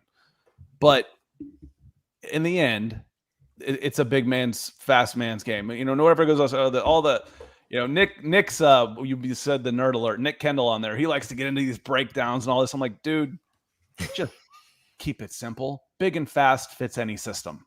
Let's go with that, and we'll work from there. You find a way with big and fast. You do. Because I was short and quick. You're still short, by the way. That hasn't changed. I'm still short. I'm just a fan. I'm not. I know, George. I know. You're just a fan. Well, you were a fan of Pace, and now he's Scott's problem and not ours, thankfully, because that was an experience anyway. I look at, the Bears, and I want your take. Obviously, the one guy that didn't have a great RAS, and I don't know how much you've seen of him, and if you haven't, we could just move on, but is the kid Ebner from Baylor. And the kid obviously has a lot of traits. I don't know if you're familiar with Matt Waldman, who's a friend of our network, but Matt is going to come on and break down Ebner with us on our patron side. But do you have any thoughts about the one guy we drafted that's not big and fast? It's kind of short. No, I mean, he's 5'11", 206. I could tell. I'm reading off a stat sheet with him. Yes. I didn't see him a ton. The 4.43, the kid's from Texas, and I don't mean just UT, but, UTSA, the road runners, those guys flew at the We have combine. a Baylor alumnus kids, here. so There wherever she they were is. doing their training, good for them because they did really, really well at the NFL combine. And if that's where Tristan ran, I don't know. I think he did. You know, 4.43. But then I think you can train 0.2 of a second off of 40 time with good technique. You do not fool the L cone. You do not fool the vertical jump, and you do not fool the standing broad jump. For me, those are your athlete numbers right there, especially for, well, period, just flat out. You know, you got guys running 4.4s all over the place now, but you look at the other scores, look at the explosive numbers for your athletes. Those are going to be your better football players. Yeah, I know Shane really likes him. I think that I don't even think that they, you know, they drafted him, obviously announced him as a running back, but I just think he's a guy that I think you're gonna see him lined up in the slot a bunch because, man, he's got such good hands. I mean, you put his tape up, Phil. I don't know how much you've dove into it already, a little bit of him. To me, he's got a little bit of Matt Forte in him. You know, just with I don't want to say he's going to be Matt Forte, the runner, but Matt Forte, the receiver. I see a little bit of that in there. I think that they're going to use him in the slot. And, you know, you heard Eberflus and even Poles talk about it when they talked about him post-draft. They didn't refer to him as a running back. They referred to him as a weapon. And their offensive coordinator did too. And I think that kind of speaks to what I'm saying, is that this is a guy you're going to, listen, you don't want to take David Montgomery off the field. I know Matt Nagy wanted to all the time, but you leave him in there and you give yourself some options with a different look with a guy like Ebner by, you know, putting him into the slot and trying to do some different things. And, you know, it speaks to more to this draft. You know, I'll be 100% honest. If we were doing it, I wasn't drafting Veis Jones at 71. I know everybody's in love with the guy and you know, totally head over heels in love with him right now because he's drafted. I'm just being 100% honest. I wouldn't have taken him at 71. There was other guys there, but you see, to Scott's point, you see the traits, you see the Bears. You just watch the Bears on special teams. You watch on kickoff and punt coverage, the speed discrepancy from team to team. It's glaring with the Chicago Bears. They're an extremely slow football team, and Veis Jones helps upgrade that. But back to Ebner, I just think that he's a guy that's going to give you options. And when you're talking about round 5, round 6, those are the things that you want. There were a couple guys, speaking of Veis Jones, there were a couple guys that went right after him that I absolutely loved. The closest guy I had to someone like Spencer Brown in this class went with the very next pick. Abraham Lucas, Washington State, loved him. Talked about him. And Travis Jones, I wouldn't have complained if he had gone at the end of the back end of the first round, the big defensive tackle. So that was somebody. So sometimes it's not necessarily the pick, but who did you pass up to take him? You know, as I'm looking at that, I'd say, you know, I really liked Abraham Lucas. I really like Travis Jones. Those are the two where I'd say, yeah, I would, when I grade in hindsight, I'm going to grade by how not only Jones does, but how those two guys do as well, because I would have taken one of those two guys instead in that spot. But the fact that you were able to get Braxton Jones makes up for not taking Lucas. Yeah, but I would have taken Travis Jones. Travis Jones would have been my pick in that spot if he was still available. When you pulled back the Bears off season, all of us were in unison at this network that you felt like that Nerd Alert is coming in. There he is. Can you hear us? Yeah, it's fun when you have electrical fires in the orbit. So that's always a good time. You're on. You did it. You made it. Who knew that would be such an accomplishment for a Wednesday evening? But here we sit. Veis Jones we're talking about here, Cars, and I just want to say I get now that the curtain was pulled back, the 1920 drive that they put out there, but I think the story is Justin Fields sitting down with his GM, looking at these receivers and having a personal relationship with Veis Jones and that 4.3 140, that explosiveness, that toughness that you see that Veis has. I think there's something to be said in this pick in corresponding with that quarterback. Listen, I don't think you can improve, like Scott said, a couple tenths of a 40. But when you watch game speed, there's no doubt Veis Jones gets to point A to B very, very quickly with pads on. And that's going to be something. He's not afraid. That's the thing. You forget how, when you watch him on tape, you forget that he's 6 foot 205 or 210, whatever he weighed in on. That's the thing that's gotten me. Like with the night that they drafted him, I defaulted to him being undersized just watching him. And he's not. He's much bigger than what you think. And he's also got that elite level speed on top of it. Yeah, it wasn't a great year for wide receivers coming out of the draft, despite the fact that 6 of them go. He could end up being as good as any of the 6 of them that got taken in the top 20. You know, that was another reason I didn't want a wide receiver at number 8 for the Atlanta Falcons. Was there's value to be had. You guys can't even decide which one you really want. Instead, you took the guy who wouldn't run a 40 for you. He just said, watch the tape. You know, man, if I'm about to pay you 8 figures, run the damn 40. Yeah. Here's Scott's footage from the Senior Bowl of Veis. And I just want to point out in the first clip for Cars, in case he missed it, that's separation right there in the NFL. That's smooth. That's a lot of separation. Also, on this next pass, that's a shit ball off the route, good coverage, but look at him adjust to the football. These are the things we're not seeing that Scott is that was capturing. Sam Howell that threw that one. I like to go back and kind of remind myself who made the throw. There's Howell again. I always start off with the 1v1s if I've got them. We lost a day because of weather, so I didn't have as much of the competition stuff that I'd like. So some of this is just, eye candy. Well, it is eye candy. It's nice because I'm seeing little things that you're picking up on with the tape here, and I can see hands catch, focus through the eyes, through the catch. These are the little things that you want to see. You already saw the speed and separation, and then I got to see the adjustment. Now he's catching with his hands again. Those are the kind of things I want to see with my wide receivers.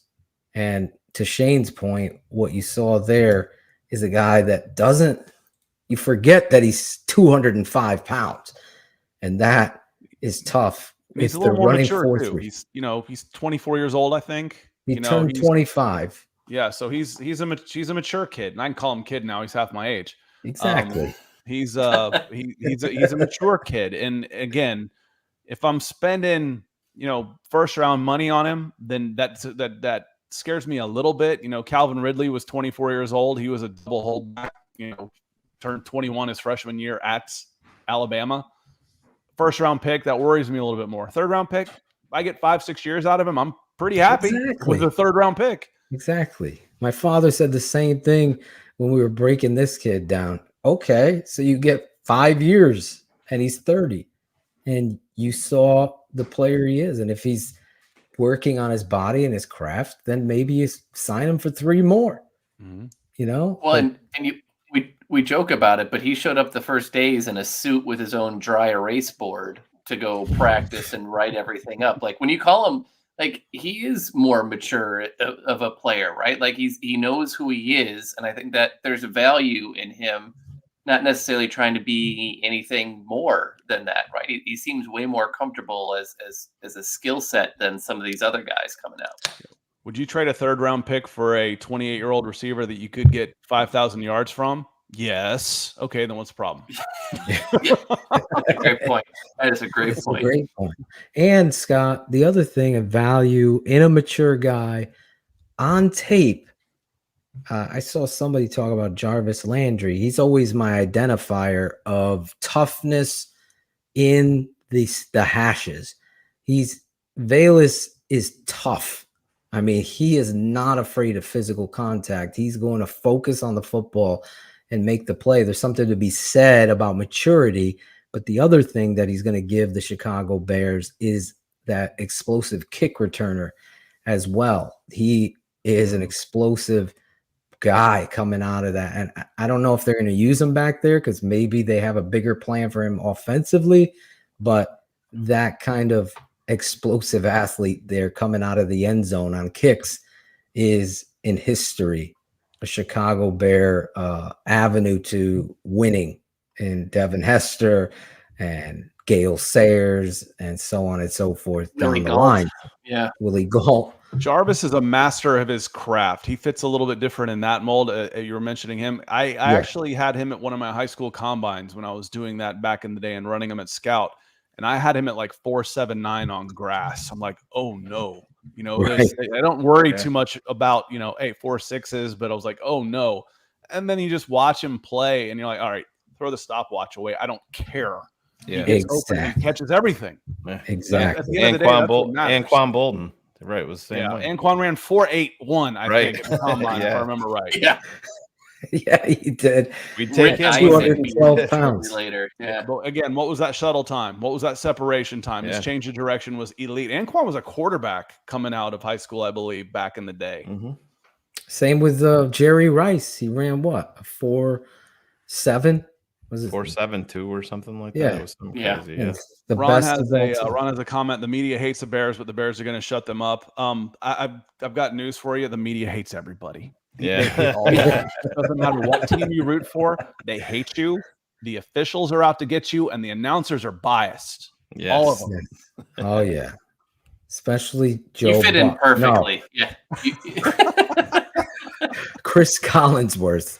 I would say, if we had to go, I'll throw this out to you guys. If my biggest, I'm not looking forward to the broadcast team is Chris Collinsworth. I just don't enjoy Chris and his itinerary. That's different than their bias. Yeah. They're just not very good. I don't like. I actually appreciate Chris. His son, I think, is now on doing it now. But Yes. Chris's son came to one of my combines that we ran in Cincinnati, and I appreciated it because I didn't know Chris Collinsworth was even there. Yeah. Some of those guys, they get there and they still want to be the show. Yeah. Okay. Chris yeah. Collinsworth showed up, and you didn't. I knew his son was there. Someone said, "Hey, Chris Collinsworth's son's here." It's like, "Oh, Chris is around here somewhere," but he didn't try to be the show. He was like, "This isn't for me. This isn't my thing. I'm going to be a dad in the background," and I appreciated the hell out of that. So No, that says a lot about the man. Yeah. there's my bias. So I'm like, I am biased for Chris Collinsworth. I'm willing to give him the benefit of the doubt. Plus, I don't watch too many Sunday night games because I've had enough football by the end of the day, and that's why I quit playing fantasy football. Because I don't want to stay up till midnight watching football on a Sunday. I get up early on Mondays. Yeah. I only watch Sunday Night Football. Well, I shouldn't say that. Scott, you talked about liking the middle and towards the end of the Bears draft. What gives you pause? Are you talking about Gordon and Brisker specifically? Again, I think you look at it and I say I feel this way about the draft on the whole. But I look at the Kyler Gordon pick, and again, I start looking at like, okay, who else might I have been able to take? And that's where you start questioning, like, okay, well, if I could have moved up 2 spots and gotten Christian Watson, not 2, it was a couple more than that, but maybe what would it have cost for me to get Christian Watson? I think Christian Watson's going to be a star in this league, and he fell all the way to 34.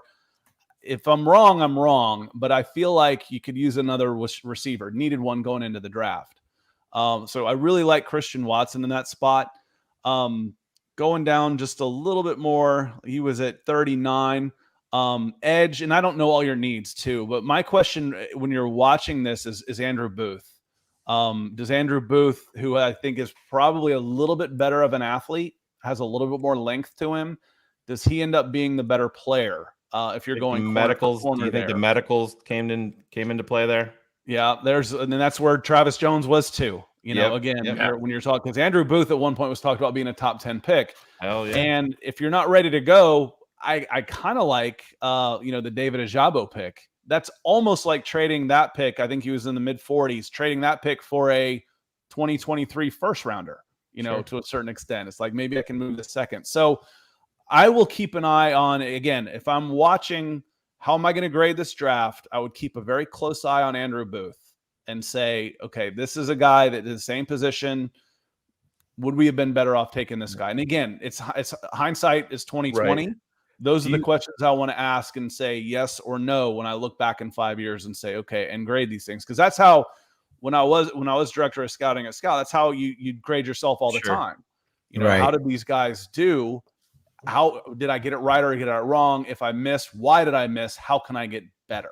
How can I do this better as a scout, as an analyst? Do you think that the Ryan Poles, this is his first pick, bringing in a guy with maybe some medical red flags? Don't you think that that's got to play into it just a little bit? Absolutely. Yep. Absolutely. You're just like, okay, my first pick, and he's not even going to suit up. Okay, that's bad. You know, Ryan pasted that with Kevin White for the first 2 years. Oh God. Another receiver for you. I look at these and I like, you look at the top half of the first round, and I like the bottom half of the second round better than the top half. Yeah. You know, I love Alec Pierce, who the Colts took. George Pickens has a really good chance to be a good player. Sam Williams, if you can, it's no surprise he went to Dallas. Favorite guys. Williams stories.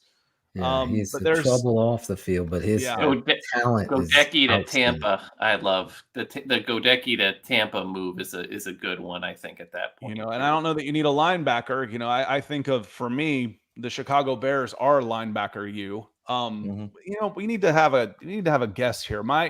My good friend, I've got my son over there training with him now, is Chip Smith, who trained Brian Urlacher for years. And so it was with Chip today. I'm like, he would have some great Brian Urlacher stories. But, you know, when you think of linebackers, you think Chicago Bears. I mean, come on. Right. Some people might disagree, but they're wrong. Butkus. You know, you go Butkus, Singletary, Urlacher. Okay. Let's play the Mount Rushmore of Wilbur Marshall linebackers. Beat that. You can't. I want to push back because I think Kyler Gordon and the ballet and the kind of energy he has kind of makes people feel weird. But when you watch him on tape, I mean, Nick loved him. That's my saying that ballet thing to struck the chord, and Nick was always talking about. Nick loved him. Loved that pick. My father said the Washington kid is the best corner in this draft. The Bears got him in the second round, and I know Poles was there's a moment where Ian Cunningham, the assistant GM, says to Poles, "Can you believe we got it?" Yeah, it's when like, they were on so good about him. They were on the clock at 39, and he goes, in the 1920 football drive, Cunningham turns to him and he said, "The top two guys on our board right now are Gordon and Brisker." And that was at 39. Said that, you know, live. That's authentic, and then, too. It's not like staged for.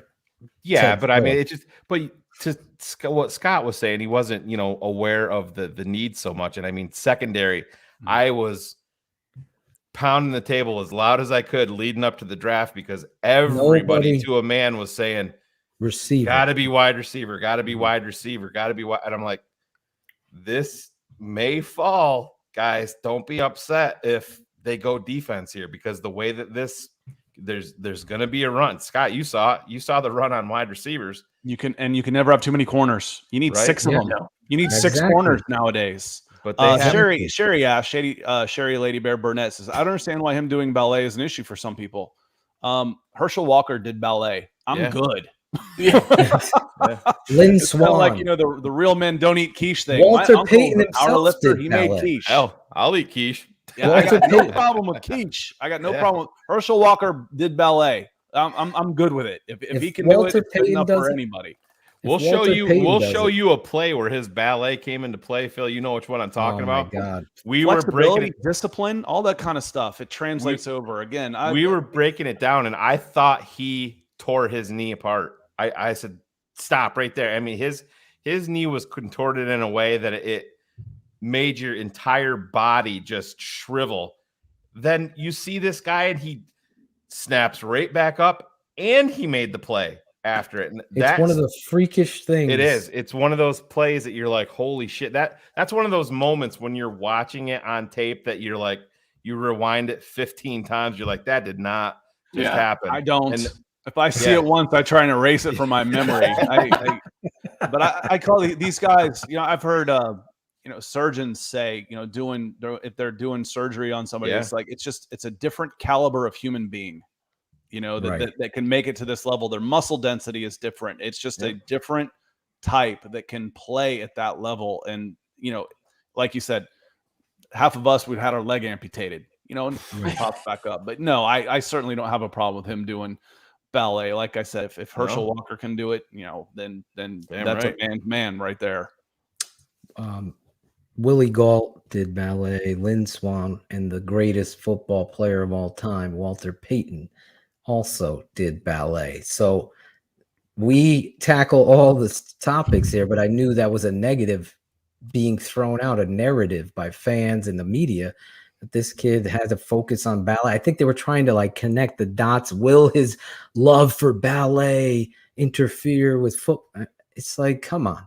But getting back, the Brisker, to me, this guy is one of my favorite players that was in this draft, because he had what you're talking about with your guy who coached Brian Urlacher. He has the instinct and the ability. I said this, that if Brian Urlacher and former Bears safety Mike Brown had a child, it's Brisker. And I can't give a higher compliment, because I just see a guy that's physically freakish, but also has that uncoachable intangible of being in the right place, preparing himself to be in the right place. And maybe that's through a lot of film study, but also just instinctively getting to the point. And that's something that I don't think you can coach. So I'm excited about that kid. Out of all of this draft, Brisker, to me, is the guy I'm most excited about. So me and Scott will disagree here. For the record, more of ignorance, honestly. He wasn't. I don't have highlight clips of him from the Senior Bowl, so I didn't watch him as much as I've seen. So again, I'll look at some guys that I feel more comfortable talking about. Absolutely. Mine is more about ignorance than it is, oh yeah, I watched him, I don't like him. No, but that's not it. That's why we love you, Scott, right there, because exactly. there's so many people that would just pretend, start to spout off about the kid. No, I'm going to screw up somebody's name and show the wrong video, and I'm going to own it. But I'll tell you flat out, I'm more comfortable talking about some of the other players that went behind him. And for me, it's more of a, I'm just not as familiar with these guys. I got you. Other than, I've already blanked the kid's name out from my brain. The Louisiana tackle, Max something. The kid that had the first round. I saw plenty of, and I wasn't a fan of. That one I'll own. If he ends up being, let me see his name. It was Max Mitchell. Max Mitchell from Louisiana, 6'6", 307, 5'3", didn't move very well, didn't play very well. If he ends up being a star, I'll own that one. I didn't like him. I didn't think he played very well while he was down there, and I don't think he tested very well at the combine. Your guys, Kyler Gordon and Brisker, I'm just not as familiar with. Okay, well, that kind of honesty, at least you didn't flip-flop and love George Pickens one day and hate him the next. I love guys that stand by their analysis and their tape study, and they never flip-flop. That's myself. Now, I wanted Alec Pierce. I wanted Alec Pierce at 39.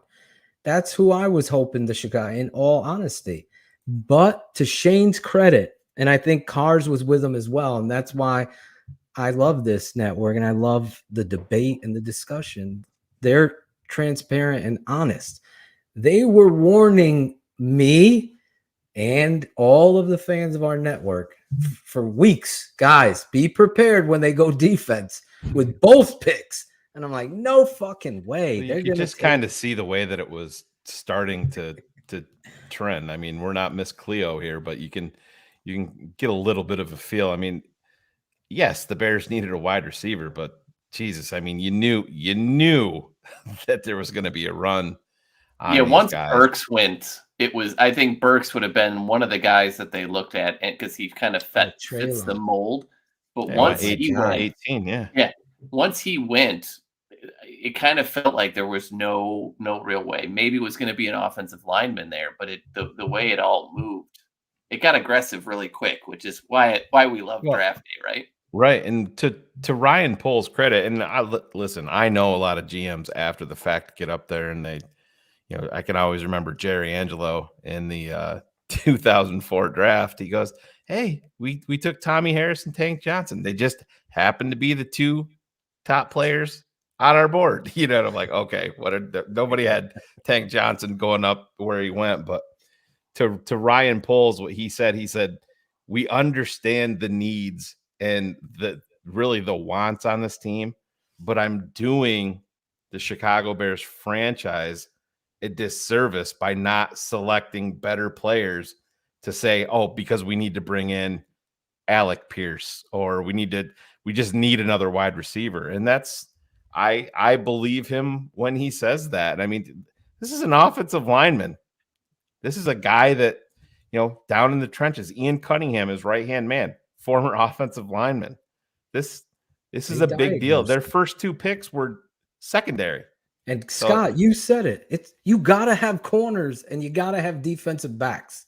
My father was just saying this about 4 or 5 weeks ago before the draft. If you don't have that defensive back and that can play that position, then you're going to be stuck getting beat. And you're coming out in dime half the time. Exactly. Be a safety in 5 corners. Exactly. And then you're going to have injuries.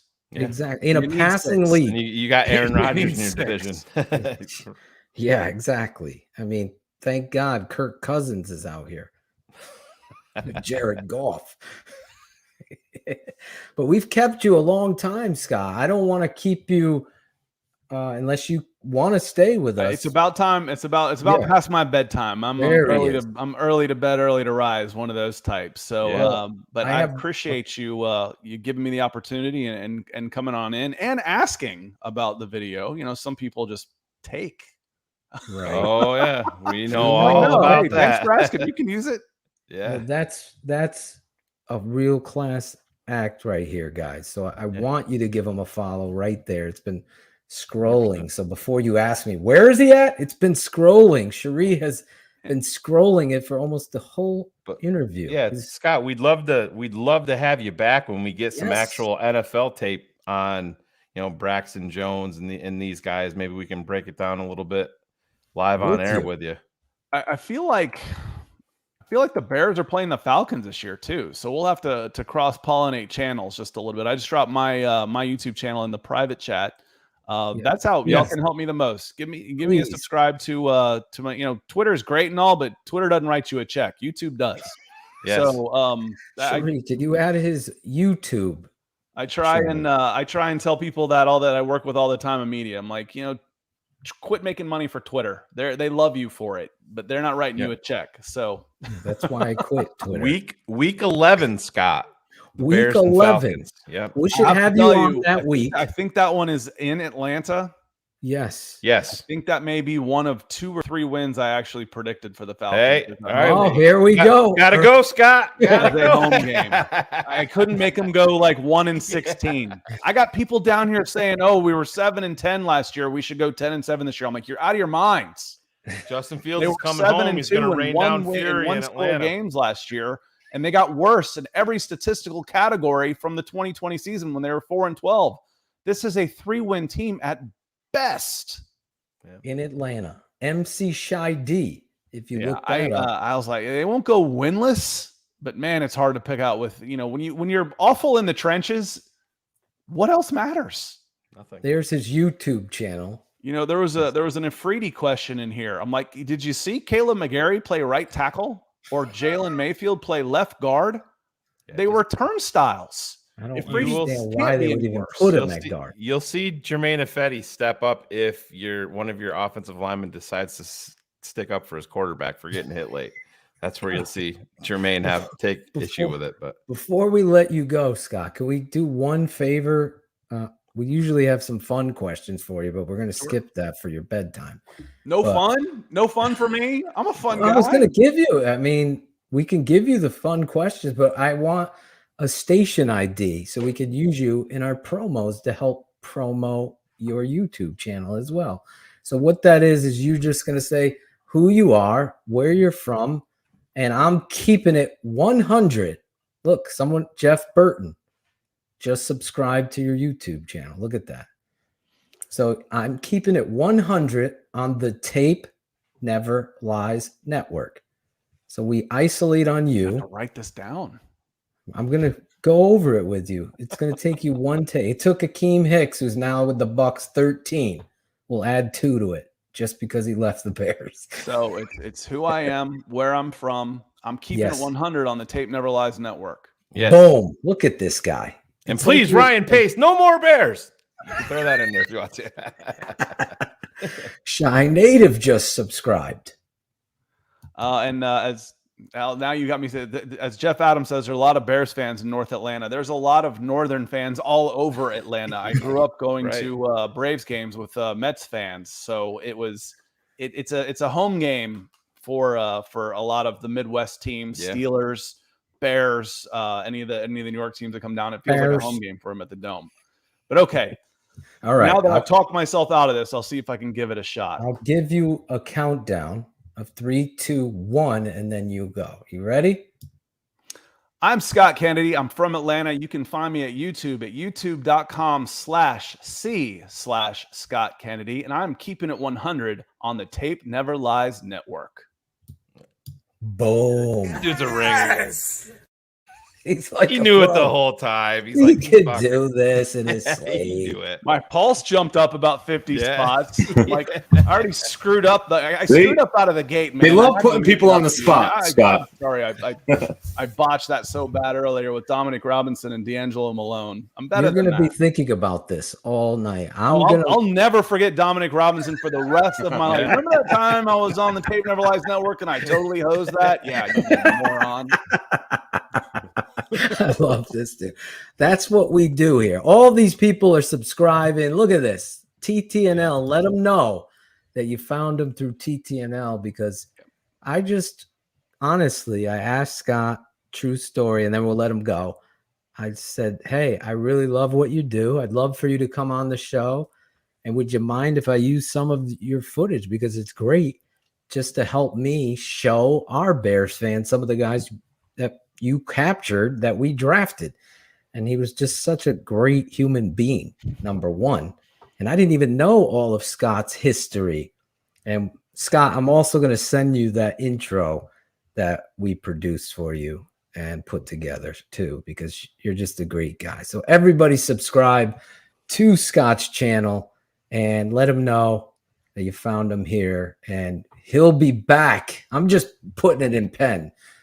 The week of Atlanta versus Chicago. You'll be our guest that week, Scott, as That's you a long prepare time us. from now. So we should do something before then for Oh, sure. absolutely. Like I said, again, I root for me. So, you know, you don't have to worry. It's hard to find a trash talking Atlanta sports fan because we've sucked at just about everything for so long, especially someone like this. I was born in Cleveland and moved down here when I was 5 and then raised an Atlanta sports fan in here. Mhm. You're not going to find a more cynical SOB than me. There you go. Well, you knocked it out of the park. I think you've got a lot of fans. And as CG is saying, he kept it 100. And that's the most important. Do you want a fun one? Do you want a fun one? Absolutely. How fun Okay. can it be? It's not You're really. already making me blush. We like to know if you are Tupac or Biggie. This is a big one. 49-year-old white guy metalhead.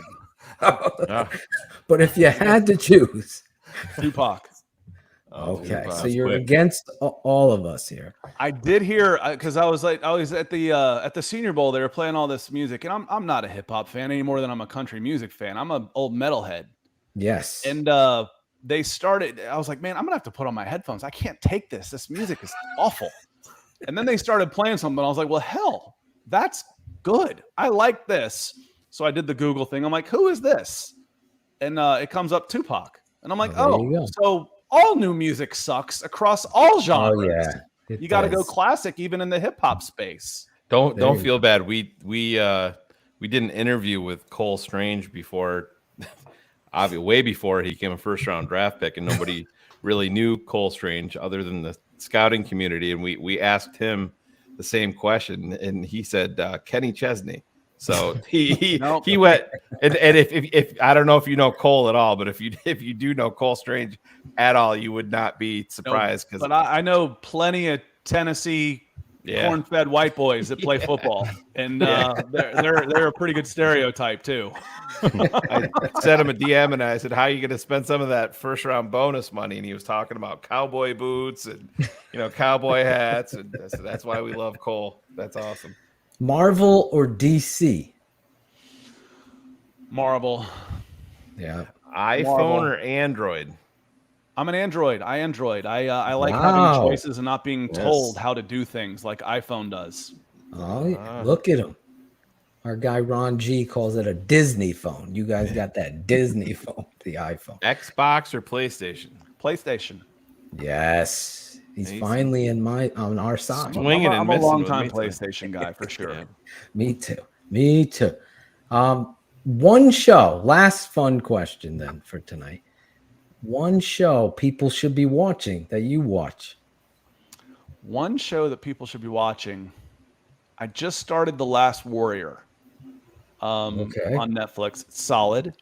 And if you haven't watched The Wire, you're missing out. Yes. Well, how about We Own the City? Don't know that one. Don't know it either. It's just like the Wire. You should watch it. It's on HBO Max. It's really good. Claudio. Yeah. The Wire set the precedence for all of these shows. Yeah. I always say that because We Own the City was produced, I think, by the same people that produced The Wire. So well, listen, you've said it all, Scott. At Scout Kennedy, this guy really came on the show and fit in. I appreciate your time. Get some rest and send all the love Atlanta's way until week 11. Hey, we're good hosts. We let you come down here and kick our asses, and then we feed you afterwards. I mean, it's a great place to visit. We're the most hospitable hosts there are in Atlanta. So appreciate y'all having me on, and we'll see you again soon. Absolutely. Thanks, Scott. Great job. Scott, great job. Scout Kennedy. I'm so glad you guys. Shane was very transparent. He's like, who is this guy? I didn't know who he was, but it was weird when you and I first started talking about it. I watched his breakdown of Dominique Robinson right after the Bears drafted him because you're searching around everywhere, and it just didn't. I guess I didn't digest who exactly it was, and then I went back and I'm like, Jesus, I already watched all this, but oh man, you get a guy on that he gets. I don't want to say just this show, but he fucked up. He owned it. And that was my favorite part of the interview. And I know people were, smacking him around. Yeah, exactly. But hey, whatever. It happens. Because I uploaded the wrong video. What was it, like 4 or 5 weeks ago and started playing it. Did the same thing. It happens. He owned it. He didn't try to run away from it. And I fuck up literally every open of every show. So right. Exactly. And I'm still Claudio, here. when Claudio actually shows up, he fucks up. So at least he showed up this week, Claudio. Unlike Jackal and Bratcher, for God's sake. Cars had to drop. He's having some technical difficulties like I did last week. All of you guys. All of you guys. About that. Oh my gosh. All of you guys. No. Come here for the Manscaped read. That's all I show up for. I think I'm coming up with a hook for this. We can all do the. Me so horny.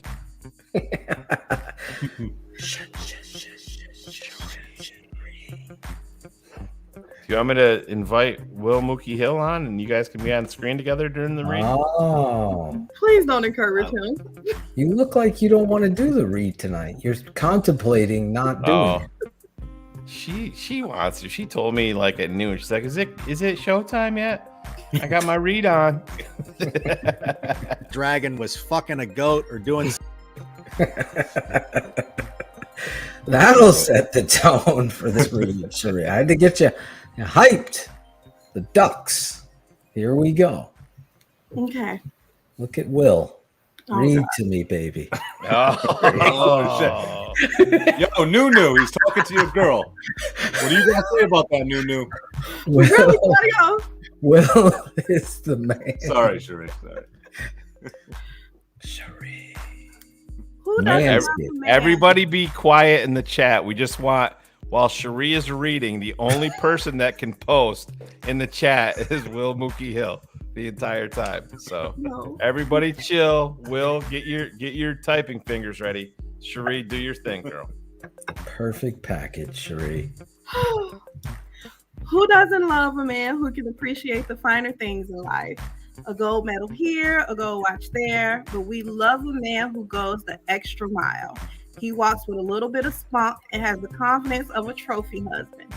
He's a big, hairless winning machine, and when he unzips his pants, he sees platinum. That's right.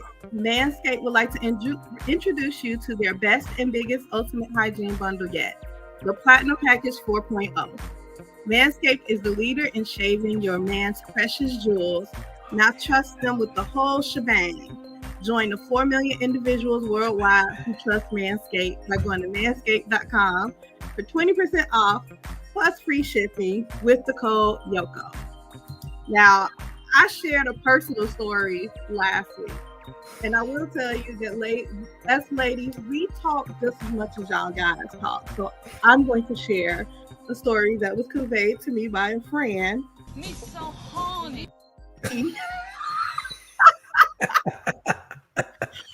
On why not shaving was a deal breaker for her. And she was getting ready to provide oral stimulation. Twist invention here is called the Cobb. That's not oral.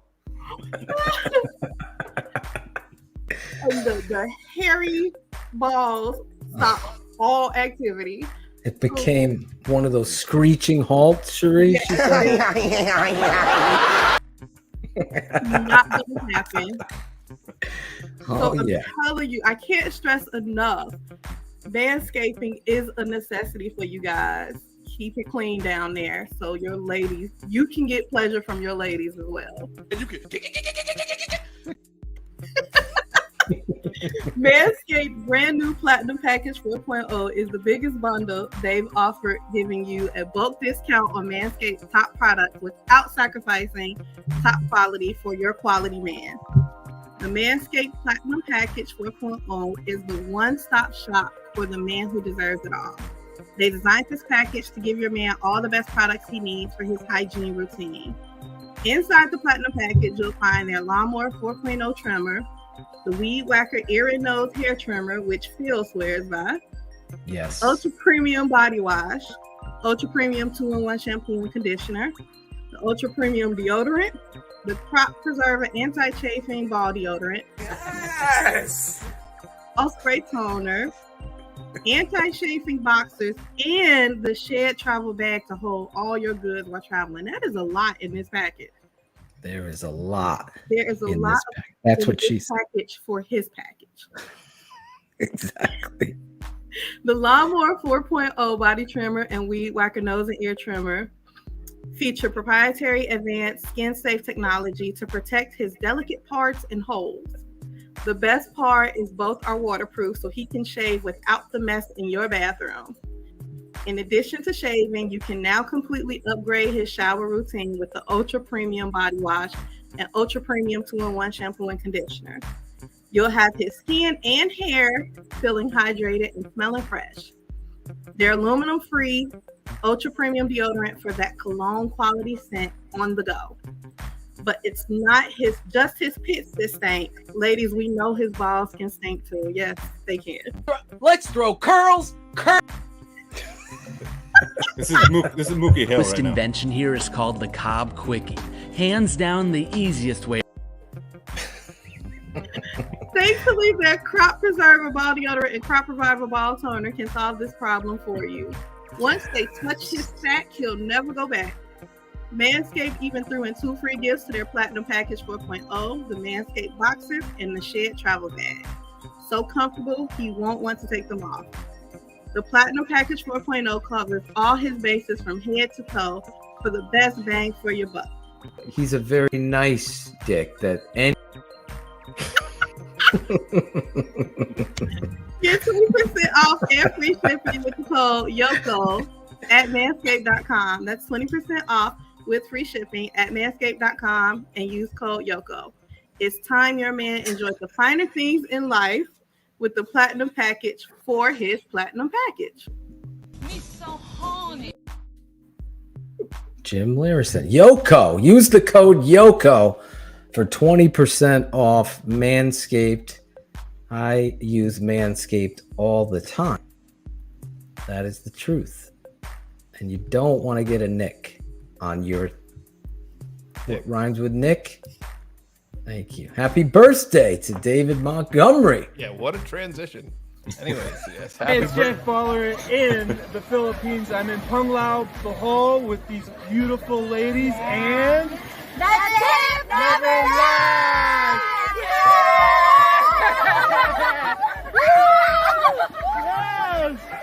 Tip never lies! Me so horny. That's a funny one. Yes, Manscaped. Even in the Philippines, Josh is using his 4.0. I bet you he's not, right? I bet you he is, dude. You think so? Oh, yeah. How do you think all those girls are hanging out with him? I don't know. That one chick looked like she had a bigger dick than he did, but Jesus Christ.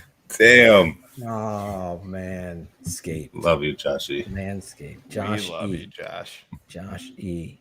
Unless that dragon was fucking a goat or doing something, it's not going to impress you. Get in somebody's ass today. Apparently, that's what he's going to do with his internet service company. Did he say? Fuck yourself. There was a fire? Was there a fire? Yeah, one of the transformers caught on fire. Jesus, this network can never catch a break. I know. Yeah, I can only imagine the smells coming out of that thing, but you know. Literally. Exactly, Jackal. Smoke weed every day.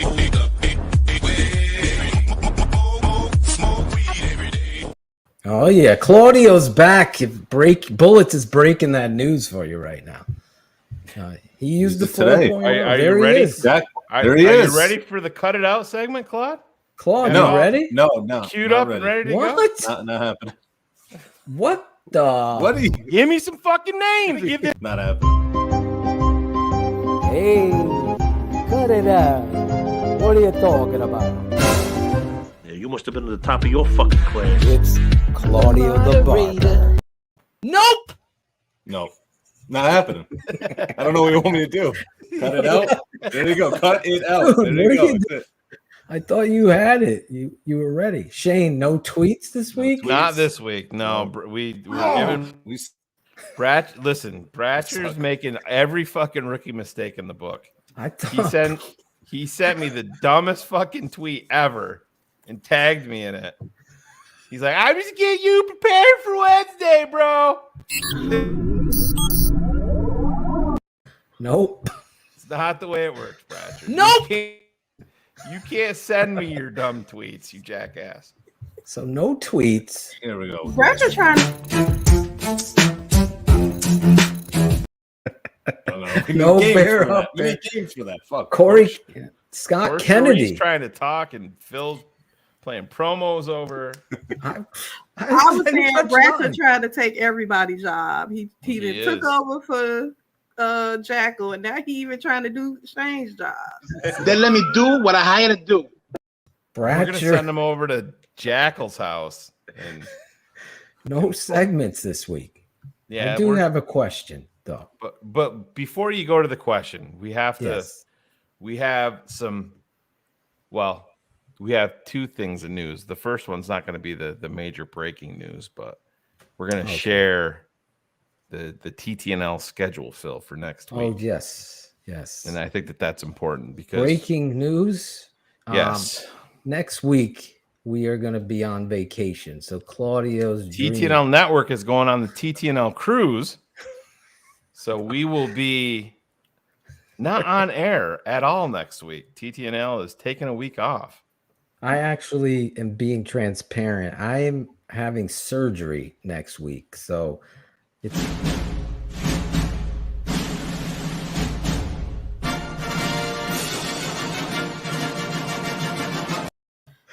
Thanks. Sheree, that was fucked up. Sheree, that was horrible. So yeah. That was. Wait a minute, Sheree. Sheree, that was, man, she's salty. She's been to Broadway, I tell you. Yeah, so I'm gonna. I wouldn't even have went there. Off the boat, I'm going to be getting a invasive surgery. I will be fine. He's a very nice dick. That so it's gonna lay me up. I'm trying to make sure I don't misphrase anything. So we're gonna take the whole week off and next weekend, and then we'll be back the following week. So just gonna take some time off. TTNL is going radio silent. Yes, for a week. I think this network seems to be snake bitten. I mean, each and every one of us have dealt with family tragedies, people just, getting sick, everything, drama. And we've had a lot. We're gonna press the Steven Johnson end broadcast button and just go away for 7 days. Re-energize ourselves and get ready to go, because this grind, as Claudio will tell you, it's longer than 18 weeks. Correct, Claudio? Yeah, so every week. Claudio's taking a bunch of vacations. This is nothing new for him. It's new for me. And Otis figured out what you haven't done, Phil. Maybe. No. I just say that, I'm getting it's a serious surgery, so it's going to be a few days of rest.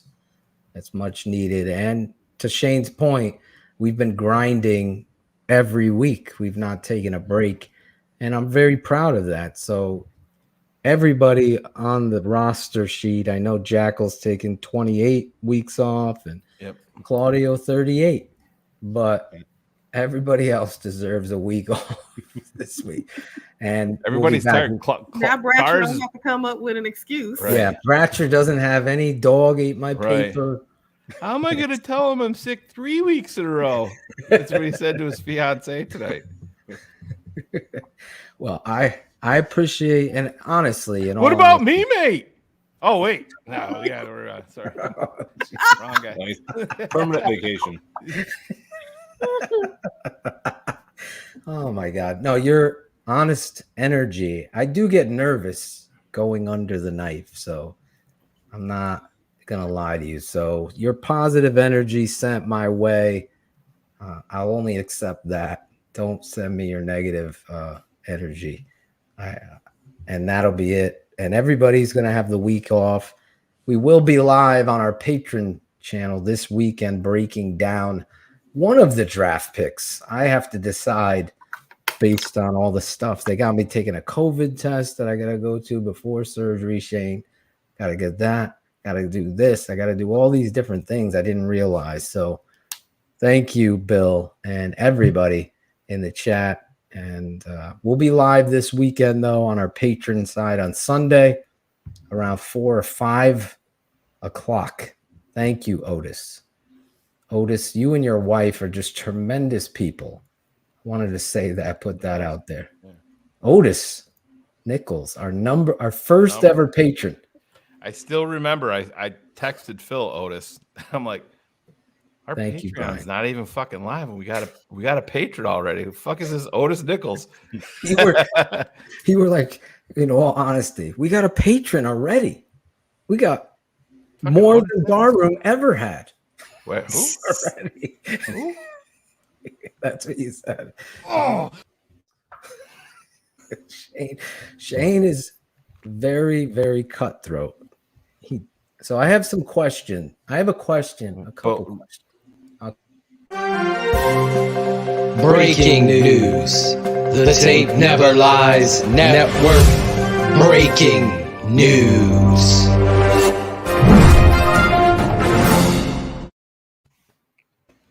This is major TTNL Network breaking news. This isn't even bullshit.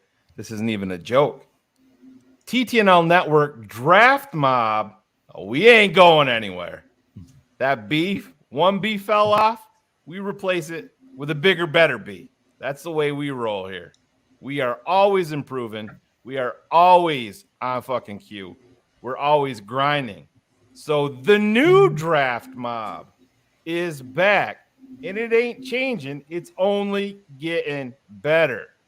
What does mob stand for, you ask? It stands for Marsa, Atoshin, and Bears Nerd. You fuck yourself. That's who it is. M-O-B.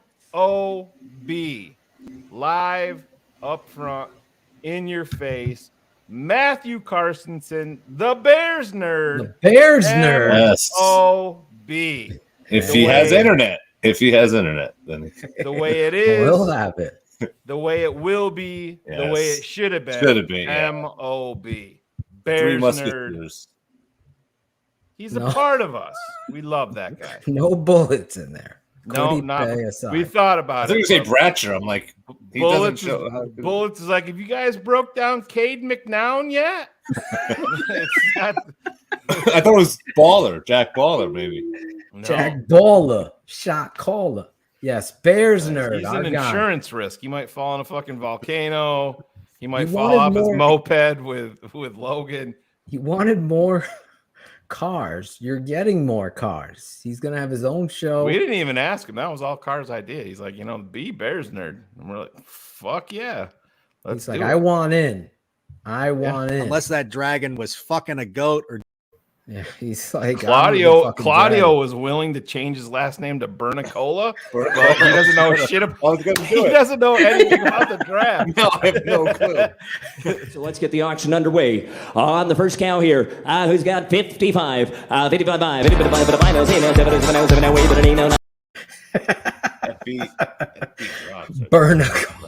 Bernicola. Clint, we just told you. It's Bears Nerd. There it is. Bears Nerd. Matt Carstensen on our patron side. He'll have 2 shows now. Cars Keys. And now Draft Mob returns with me, Shane, Can't fucking and wait. Cars. More cars is definitely a good thing. And I said what I said about Cars even before he volunteered to be the B in Draft Mob. And if you recognize, if you listen closely to the Hope album, I hope you have hope. You can hear on Draft Mob some Easter eggs in there. Yeah, So- go to Draft Mob and listen to the new Draft The Mob. new Draft Mob has already been released. That's how talented this network is, led by Cool Kennedy's music there. And I got to say, guys, before I ask my question here that I've been curious about, I want to see where everybody stands, even in the chat. Thank you guys for your support on my album with Cool Kennedy, the TTNL Network album. I say my in the fact that 29 years ago, I thought I was going to release an album back in the 90s, and that just didn't happen. Whoops. Then I thought I was getting one done again in the late 2000s, and it didn't happen again. So now I'm proud to say, finally, 29 years later, led by Cool Kennedy, our album has been released, and you guys have, like Ben Ricketts, thank you so much. Shane even was giving me compliments off the air about I the did. album. I'm like, where the fuck's the best song out there? I had to fucking kick Cool Kennedy and Phil in the nuts. I'm like, God damn. Fucking Bernicola's like, where the fuck? where the fuck is this doing it? Oh, I love it.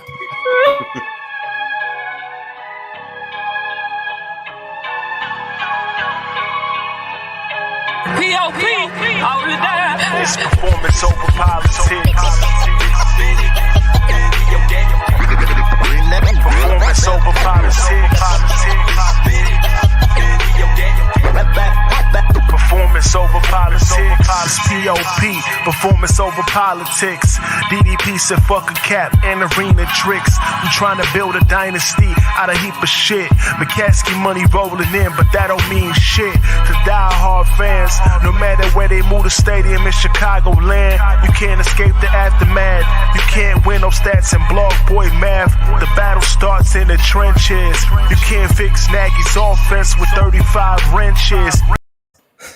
I just wanted to play it to the 35 wrenches part. But yes, POP, performance over politics. Shane's favorite song on the album. Everyone seems to have a favorite I love song. the beat in that is crazy. It's I picked my son up from basketball practice the other night, and he's like, "Can you turn that down? It's making my like spine rumble." like, what are you, fucking nerd? 11-year-old kids worried about music being too loud. Come on, step up, kid. I just appreciate people's DMs about their favorite songs. It makes everything even that much better, and everything going on with our music and the network that much better. The reality of that to me is very transparent here. I'm very proud of what we were able to do. And if you didn't watch that show, the album release show, check it out. It tells all the backstory of the songs and the lyrics and the Easter eggs. I think Bernicola might have life. It is pretty fucking great, right? It's fucking awesome. It is. I think we might have to get a jersey. That might be a fucking. You might get a shirt before I do, Bernicola. It has so many meanings to it. So many meanings to it. Bosavedo fucking knew it. You have the shirt printed up already. Where is he? I've been waiting to bring him on the show. I was rocking again. the first class Bernicola shirt the other day, though. Did you see the new flip flops? Or what do they call them? Slides. Thank you. Great though, but why like size 12 is out? Oh, I was hoping Acevedo could answer that tonight, but he's apparently not there. Maybe they're sold out of that size already. So where can I get a copy of the album? Right there. Right? Look at Sheree right on top of it. All the tracks. There's 16 tracks on there. Performance over politics being one. Hope. Leno is gone seemed to be getting a lot of love in my DMs, as well as curls in the fire. Everybody seems keeping it 100.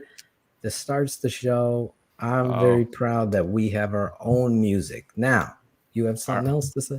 Yeah, Otis has a request. We have to honor our number one patron. Patron number one. Yeah, go ahead. He wants the Claudio auctioneer. So let's get the auction underway. On the first cow here, who's got 55? 55,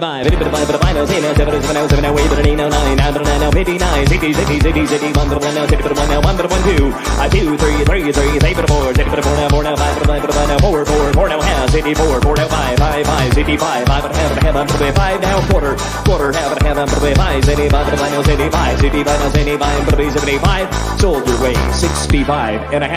21, Andy Rock, 21, Rockstar, 21. Yeah, you look at the tape. So as a coach, your resume is the tape. That's it. Your resume is the tape. That being said, see, Leno is going track. Everybody has a different love. We appreciate, honestly, I appreciate you guys sharing it, supporting it, playing it, and enjoying the TTNL Networks original music, as Corn Planter saying, bold predictions. I know that's one of Sheree's favorite during the season on to Bear Up, Bear Down, and everything. So we're just super excited that the embrace of what it is we do is being felt worldwide, Shane, even across the pond. It is feeling the love for our music. There you That go. fucking bee hits hard. I bet you that fucking felt over there. I got a question for you guys and the chat. You're on a first date. Does the guy pay on the first date? Yep. Oh yeah. You ever met Hila? Well, Fuck yeah. I mean, if the guy asks the girl to go out on a date, of course, it's just you a have first date. Say it's a blind date. Does the guy pay? Yeah. Automatically? I would. That's just Jesus Christ, dude. Yeah. Listen, answer the question. Go ahead. Yes. Sheree says yes without a hesitation. Oh hell yeah! She's like, Will's paying for everything. Will, you better get that fucking second job. Mama likes seafood. So yeah, I'm the same way. I believe that's how it should be. But apparently there was this big discussion at my job today that no, we could split it down the middle. Split it down the middle. I'm the type of guy, Phil, you've been around me before, dude. I'm the guy that's like, I gotta go wash my hands, gotta go to the bathroom, and I'll just get up and like you and I'm not. Well, you paid for Claudio. Yeah, Claudio was my in between dude. I was the spy. Yeah, he was. We're at Modern eating pizza, Brags, and I'm home in New York. Yeah, and he's in New York. He texts me. He's like, "Yo, here's my credit card. Go pay for the dinner." I'm like, "All right, man." That was so nice. I agree with Avon. I got to get 2 more pies. Exactly. I have a couple to go. Is that right? Yeah. I agree with Avon. I think that idea that, they keep trying to push that whole equality thing. So that idea of either one can pay is not a millennial thing, a Gen Z, the younger people. Okay, I got to get at that. I got to get that. Thank you. Okay, so but now then Gen Z. Can the second date or third date be paid? I feel like when a guy is courting a girl, he should pay. If we're in a relationship, if me and you are together, I don't mind if sometimes when we go out, I pay, but we're in a relationship. If you're courting me, you should be paying for the meal. Can you text my wife that? Tell her that. Yeah. It's too late now, Claudio. I was just talking to Hila about this. Like, it was either today or yesterday. I'm like, we don't have all of our money in just one account. She's got hers. Yeah. She's got her side accounts. Exactly. I have mine, but me and Steph are just one account together. She has a debit card that comes out of my account, and I'm like, so when do I get the debit card from your account?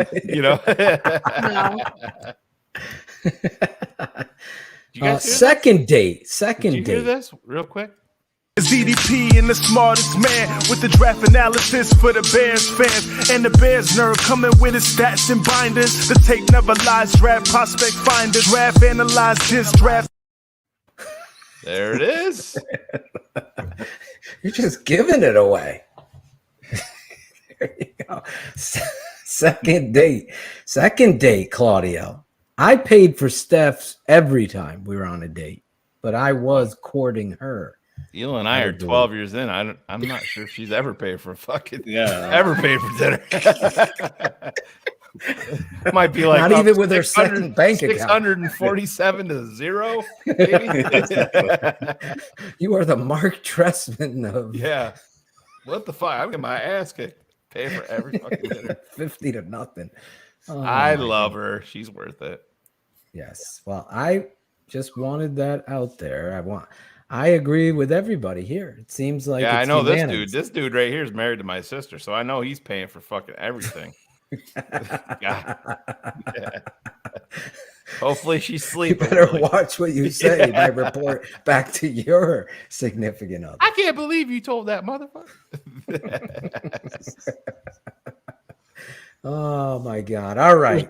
But get Sheree's perspective on this. Sheree, what if a dude said to you, do you want to split this down? You want to middle? split this? Wouldn't you be like completely offended? I would do it, but you wouldn't get another date. Oh, there it is. Because anytime I go out, I'm already prepared to pay for whatever I order. Will Mookie Hill's heading to the fucking bank, getting a fucking load already. We're sealing this deal. He's been silent. I haven't seen a message from him since we've been talking about this. Called the cop. He's looking for a co-signer, dude. He needs fucking bank. Yeah. Oh my god. But yeah, I'm always prepared to pay for my meal. So if it ever comes up on a date, yes, I can pay for my food. But it's definitely, like you say, it's a turnoff, and I won't go out with you again. People laugh. Sheree, when I meet you for the first time, dinner's on me. Aww. There you go. There you go. We're making that happen, and we're pushing, Shane. Yep. Should we announce that or wait? Will's like, fuck the money. I'm watching the game. What's the score Who's of the game? winning? Celtics. I picked Golden State in 6. Did you? Yeah. I'm rooting for the Celtics to win, and I haven't done it. I haven't watched basketball in forever, so won't be watching it. But someone give me a score at least, so we can update the fan base here. I'm disappointed in the White Sox Dodgers score. Oh yeah. Well, you should be disappointed in everything with the White Sox. Hey, we got y'all last night. Oh God, there's your World Series. It's June, for God's sake. You're going to be playing at least we're not Angels fans, Adam Rank. Firing your fucking coach already. Fucking Bernicola is like all fired up. It's the best name. 93 to 89. It just comes out perfectly. Bernicola. I don't give a fuck that he smokes weed. They all smoke weed. Smoke weed every day.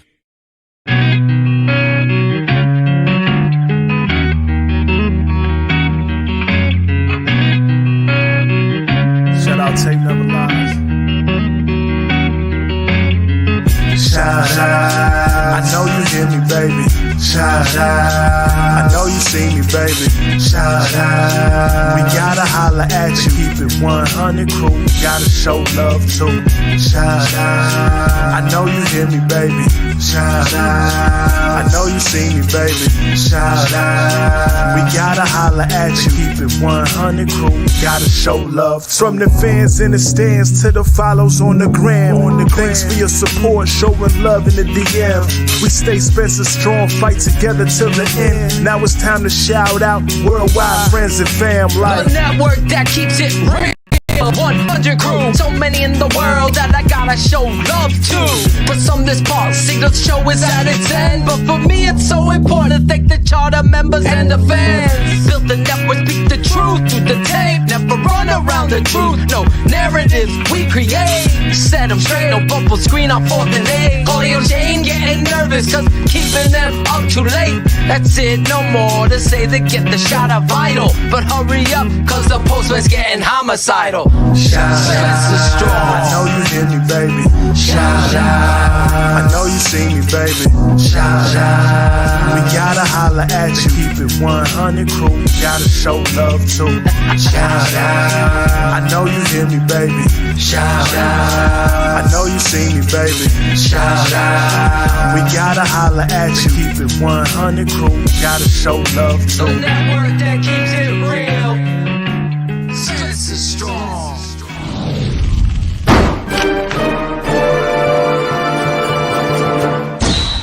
There's hope, guys. There's hope.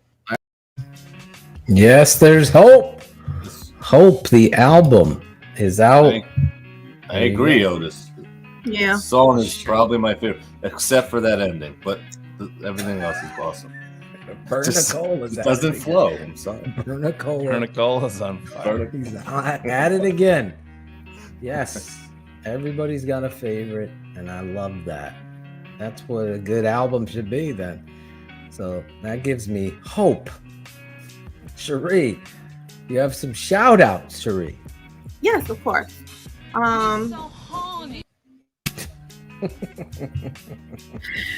Just want to shout out you guys. Like every week, I have so much fun hanging out on Wednesday nights with y'all. So thank you all for letting me be a part of the family. And as you all know, I'm still a fan as well as a part of the network. And yes, the album is fire. So thank you, Sheree. I know I didn't text you like Shane, so I'm going to make it public. Yes, thoroughly enjoyed the album. Can keep it on repeat. when I'm on my road trips, I can bump it. So Hey, I'm a major part of the network, and I still paid for the album. That's yeah, we all it's do. an honorable thing to do. Bernicole is like, can you burn me a copy? He's selling them out of his barber shop. I'm just coming to the studio and just play them. That's it. I'll just come to the studio and play Just 'em. come with a free Coke Zero.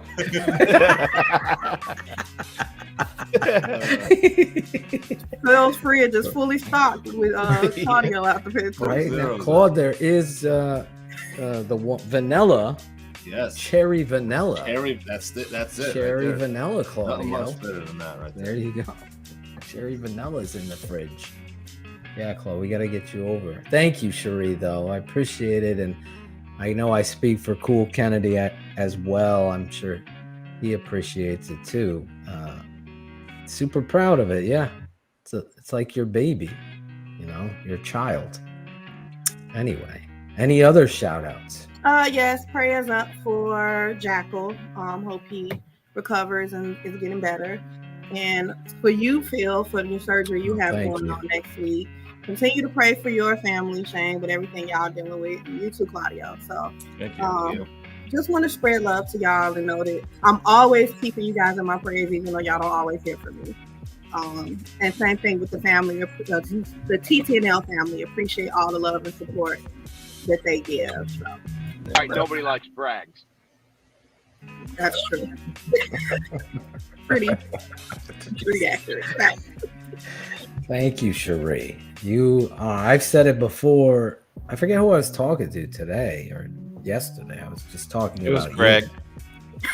Yeah, it was Greg. I think It was Greg. I was just saying how great Sheree is.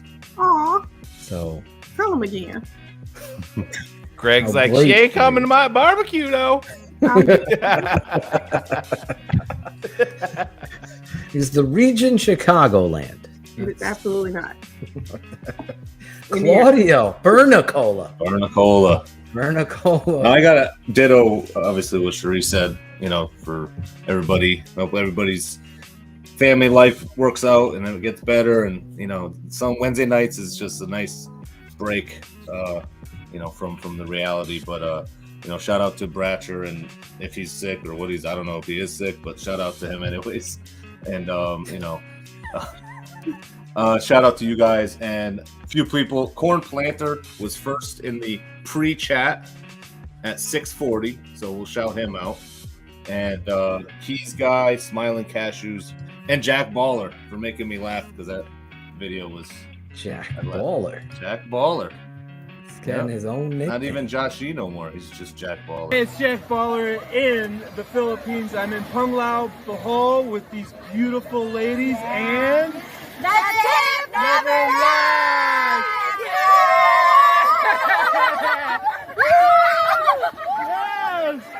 Tip never lies! Me so horny. That's a funny one. It never gets old. What are the chances that Josh sealed the deal, or Jack sealed the deal with any of the beach beauties? Well, I think that's his girlfriend there. Yeah, he's been taking the videos with this one girl. So. He's got. I think that's his but girl. I thought that he had to pay her to take him scuba diving or some shit. No. I can only imagine the smells coming out of that thing, but Oh, Jesus. Jack Baller, bro. It's the Jack Baller. Thank you.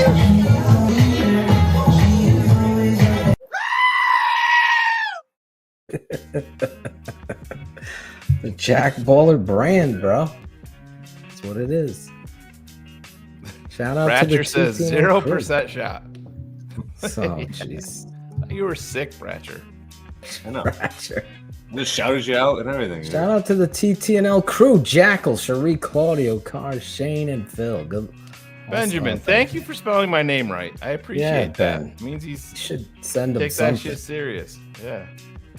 Send him a you burned fucking copy. Bernicola jersey.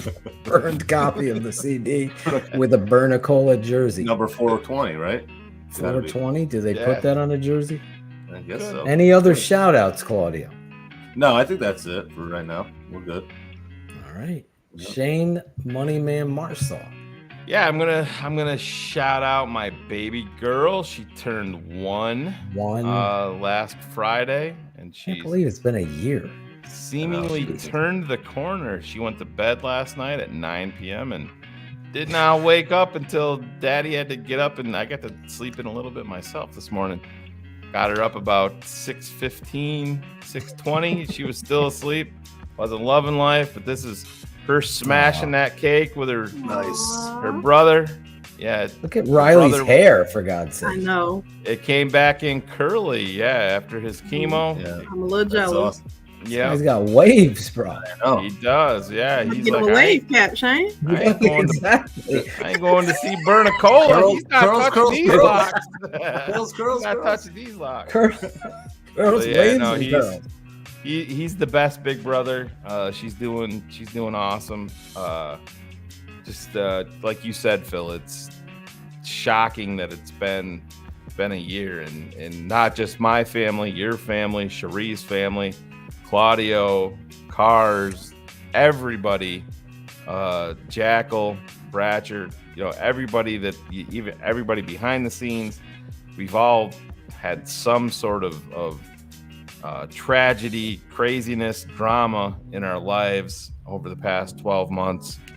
And this is part of the reason why we're taking a week off, just kind of sit back, re-energize, get ready to go, because we always want to seemingly provide you guys the best content moving forward. But sometimes it's nice just to sit back. Like I said, we're doing the family thing this weekend. We're just gonna kind of chill and actually, believe it or not, smartest man's going to pick strawberries on Sunday with the family. Yeah, so we're gonna go do that.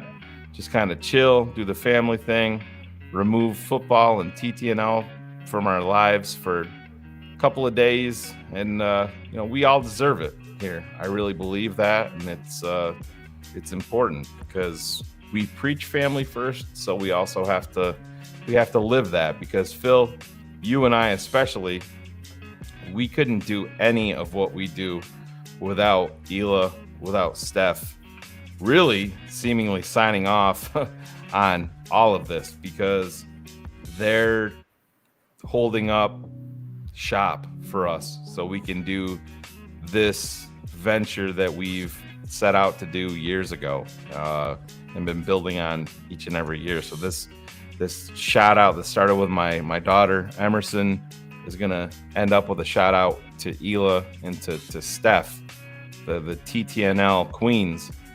Without them, really none of this is possible. And I will pay for every dinner for the rest of my life and be doing it with a smile on my face for Hila. Just the same thing with Steph.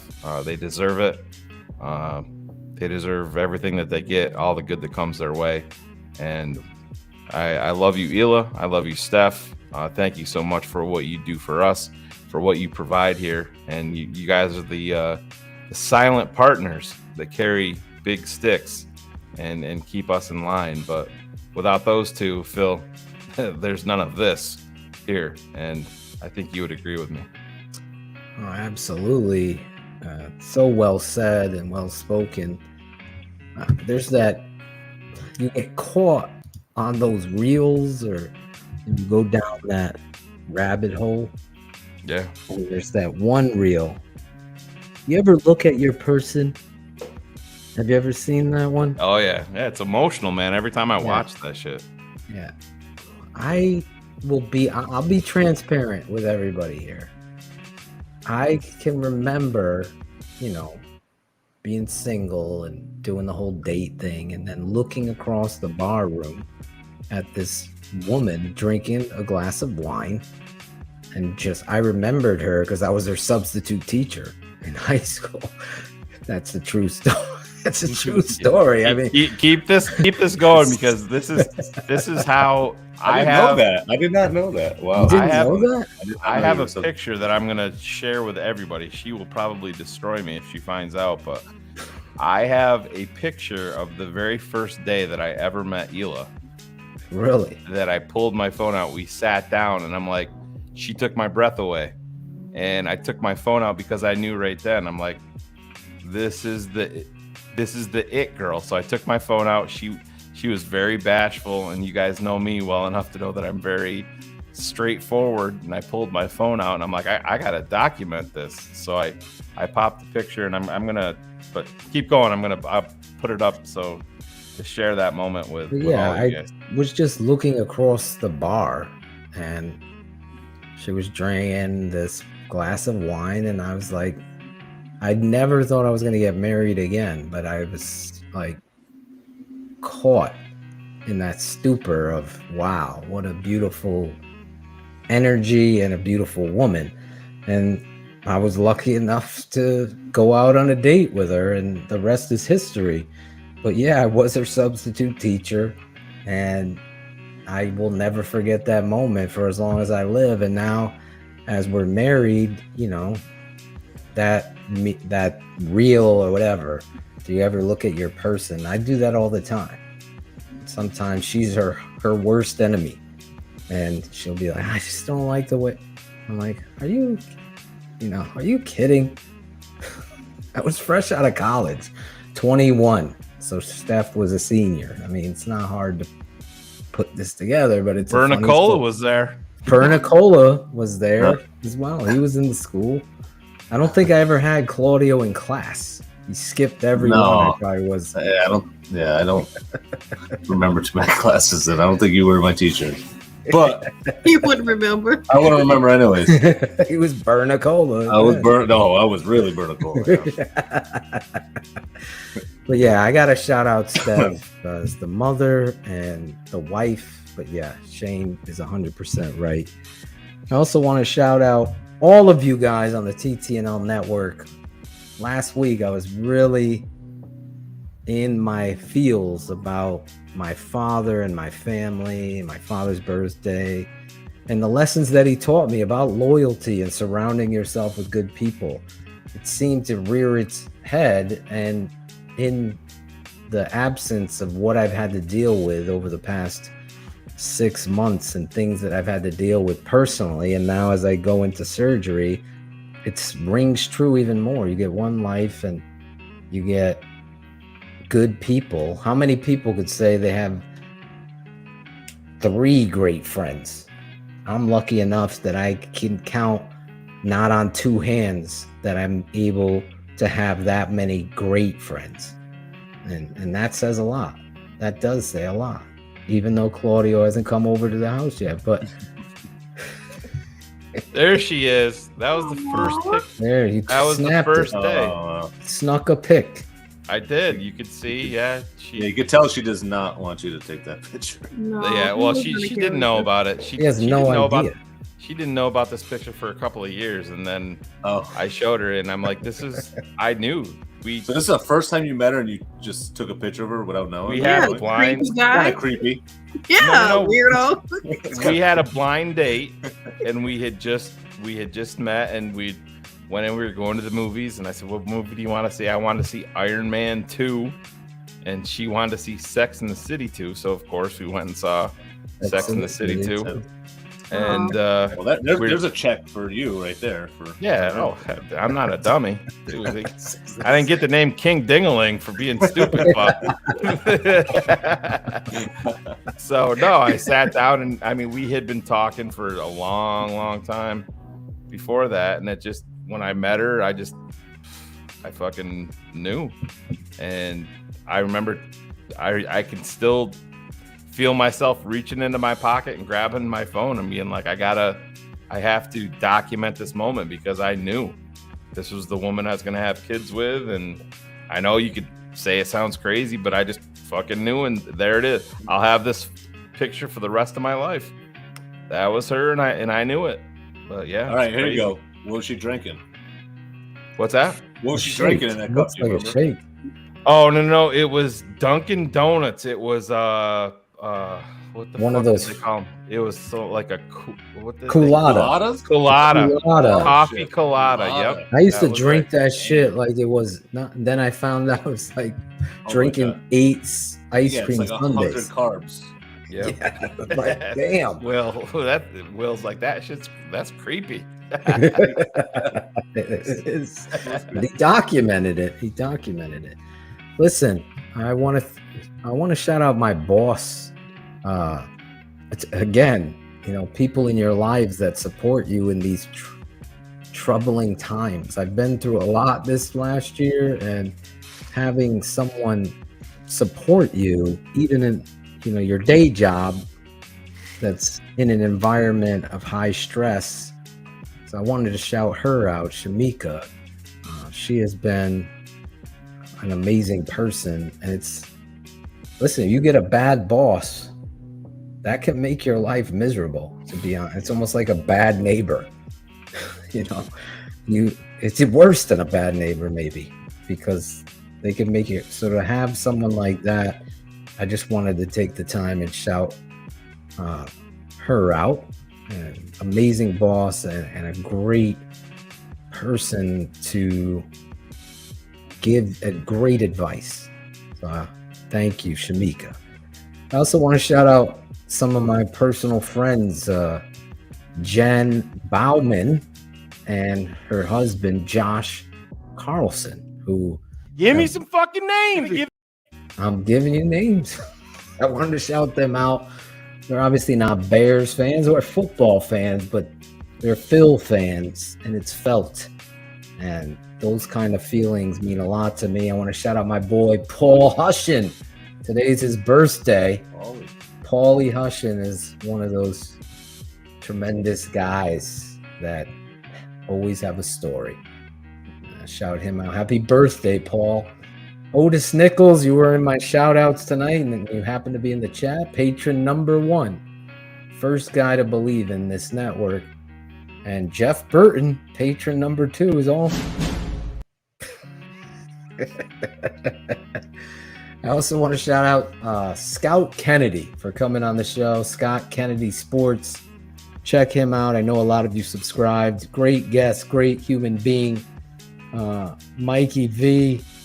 I also want to send this out. Prayers up for our guy, Sammy the Bull. Yeah. Sammy the Bull is going through a lot. So I'm going to ask all our TTNL brothers and sisters out there. I won't, talk about what he's dealing with, but fuck cancer. We'll just say that. So, and Sammy, you're on my mind, bro. You're on my mind. And just like I always say, send that positive energy towards Sammy and his family as he battles through this. And he's been a big supporter of us.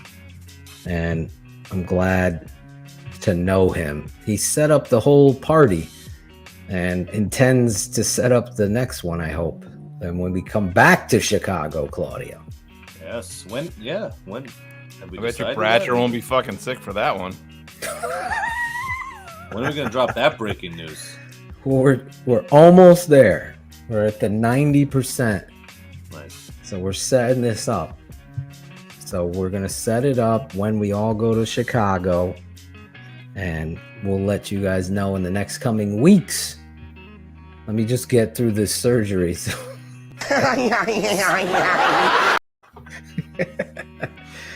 everybody that's in the chat, if you're a TTNL fan, smash that like button.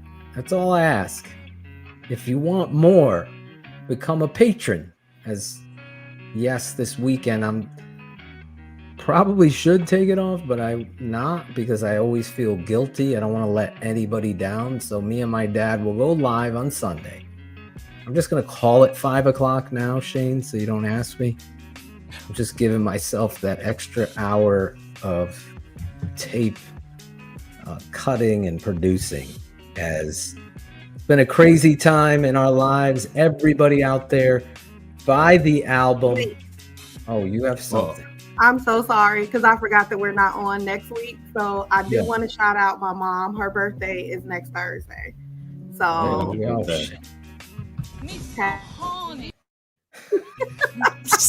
shouting out Sheree's mom. Nice. Sheree, are you coming up for the Giants game or Jets game? Are you coming up to any of those or no? Are y'all going? Wow. Claudio's I'm going to all three. Going to all of them. That's a lot of games. I I'm know going to. You're coming to the Patriots game. I'm definitely coming to that one. Yes. I'm gonna go to whatever home game y'all decide. Yes. And because my best friend lives in Atlanta, I might be going to that one. So trying to do the Jets and the Giants. Also, that's 5 games. I don't know if I'm gonna be able to swing all of that. That's what I like, Sheree. Your honesty. Your honest. Claudio's telling me I got to go to all of them. I'm like, bro. Yeah. What? Why not? The fuck? With Claudio, big baller, why don't you pay for all of us? No, oh yeah, big baller. Yeah, big baller. We got big bills. First class Fernicola. Big poles. He's buying poles. His father's pushing. Well, I mean, the Patriot game, that's that Monday night, right? So that's yes, bro. We're going to have the TTNL Cruiser. So if you're going to be out the East Coast, you got to make sure you come out and join us when we go to New England to see Bears Pats. That's it, Shane. Anything else you want to announce? We got a lot of news tonight to swallow. ZDP and the smartest man with the draft analysis for the Bears fans. And the Bears nerd coming with his stats and binders. The tape never lies, draft prospect finder. Draft analyze this draft. There you go. Just reiterating. Yes, Bears nerd, if you're just turning in, will be right there. Avon will be at the Giants game, Claudio. Claudio will be sitting with you, Avon. I'll be there. Definitely. Anyway. He'll be there too. I'll get him. No, we're very economical, my family. Angelo's got to come. Can you convince Angelo? Angelo's going to come back on God, the show. He's going to come back. Sheree says no. He's going to do a live. He's going to do a live Manscaped trimming. Could we have that one clip where he's like way up to the thing? He's like, "What? Oh yeah." I have that. I missed that clip. I forget what he was saying. It was this one, right? No, there was another one where he's does standing over the camera. Oh, okay. I do have it. He's like, "Can you remember? Can you turn it up?" How about the one where he's dancing in the that outfit, the Italian outfit? Remember? Oh yeah, we played that last week. He played that last week. Oh yeah. Where were you, Claudio? Gangsters, what's up, guys? Claudio was driving to Early beat up Thursday some morning. kid. Yep. I had to get up real early. I left the house like 1, so. Crying a lot, I can't find the hole.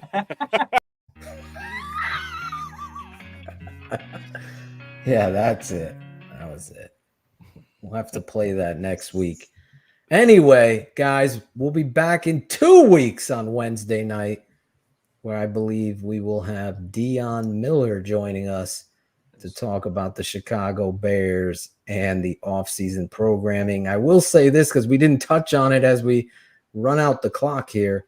I think it's a great thing that the Chicago Bears lost an OTA. And I know Shane agreed with that and said as much to me earlier today. And I think it's setting the tone. I think it's weeding out some of the pussies that are on the roster that are reporting this stuff. Did you see what Cole Kmet said? No, what did he Like, say? there's a lot of young players and they're trying to prove themselves. And he's like, I'm one of them too. And he said, so that is definitely the culture you want. Good for Cole. Yeah. Good for Cole. Good for Cole. Good for the Bears. Listen, I hope you guys love the show. Please smash the like button, become a patron, and go buy the album. Do everything. I hope that you will. There's hope, guys. There's hope. I hope there's hope. Got the right people. I hope that is hope. That's going to be the quote, the name of this show, Shane. I hope there's hope. There's hope. I hope there's hope. I hope that there's hope. Okay.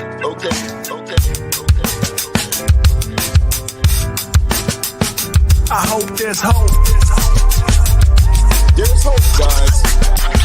I hope there's hope. I hope that there's hope. Okay. I hope there's hope. There's hope, guys.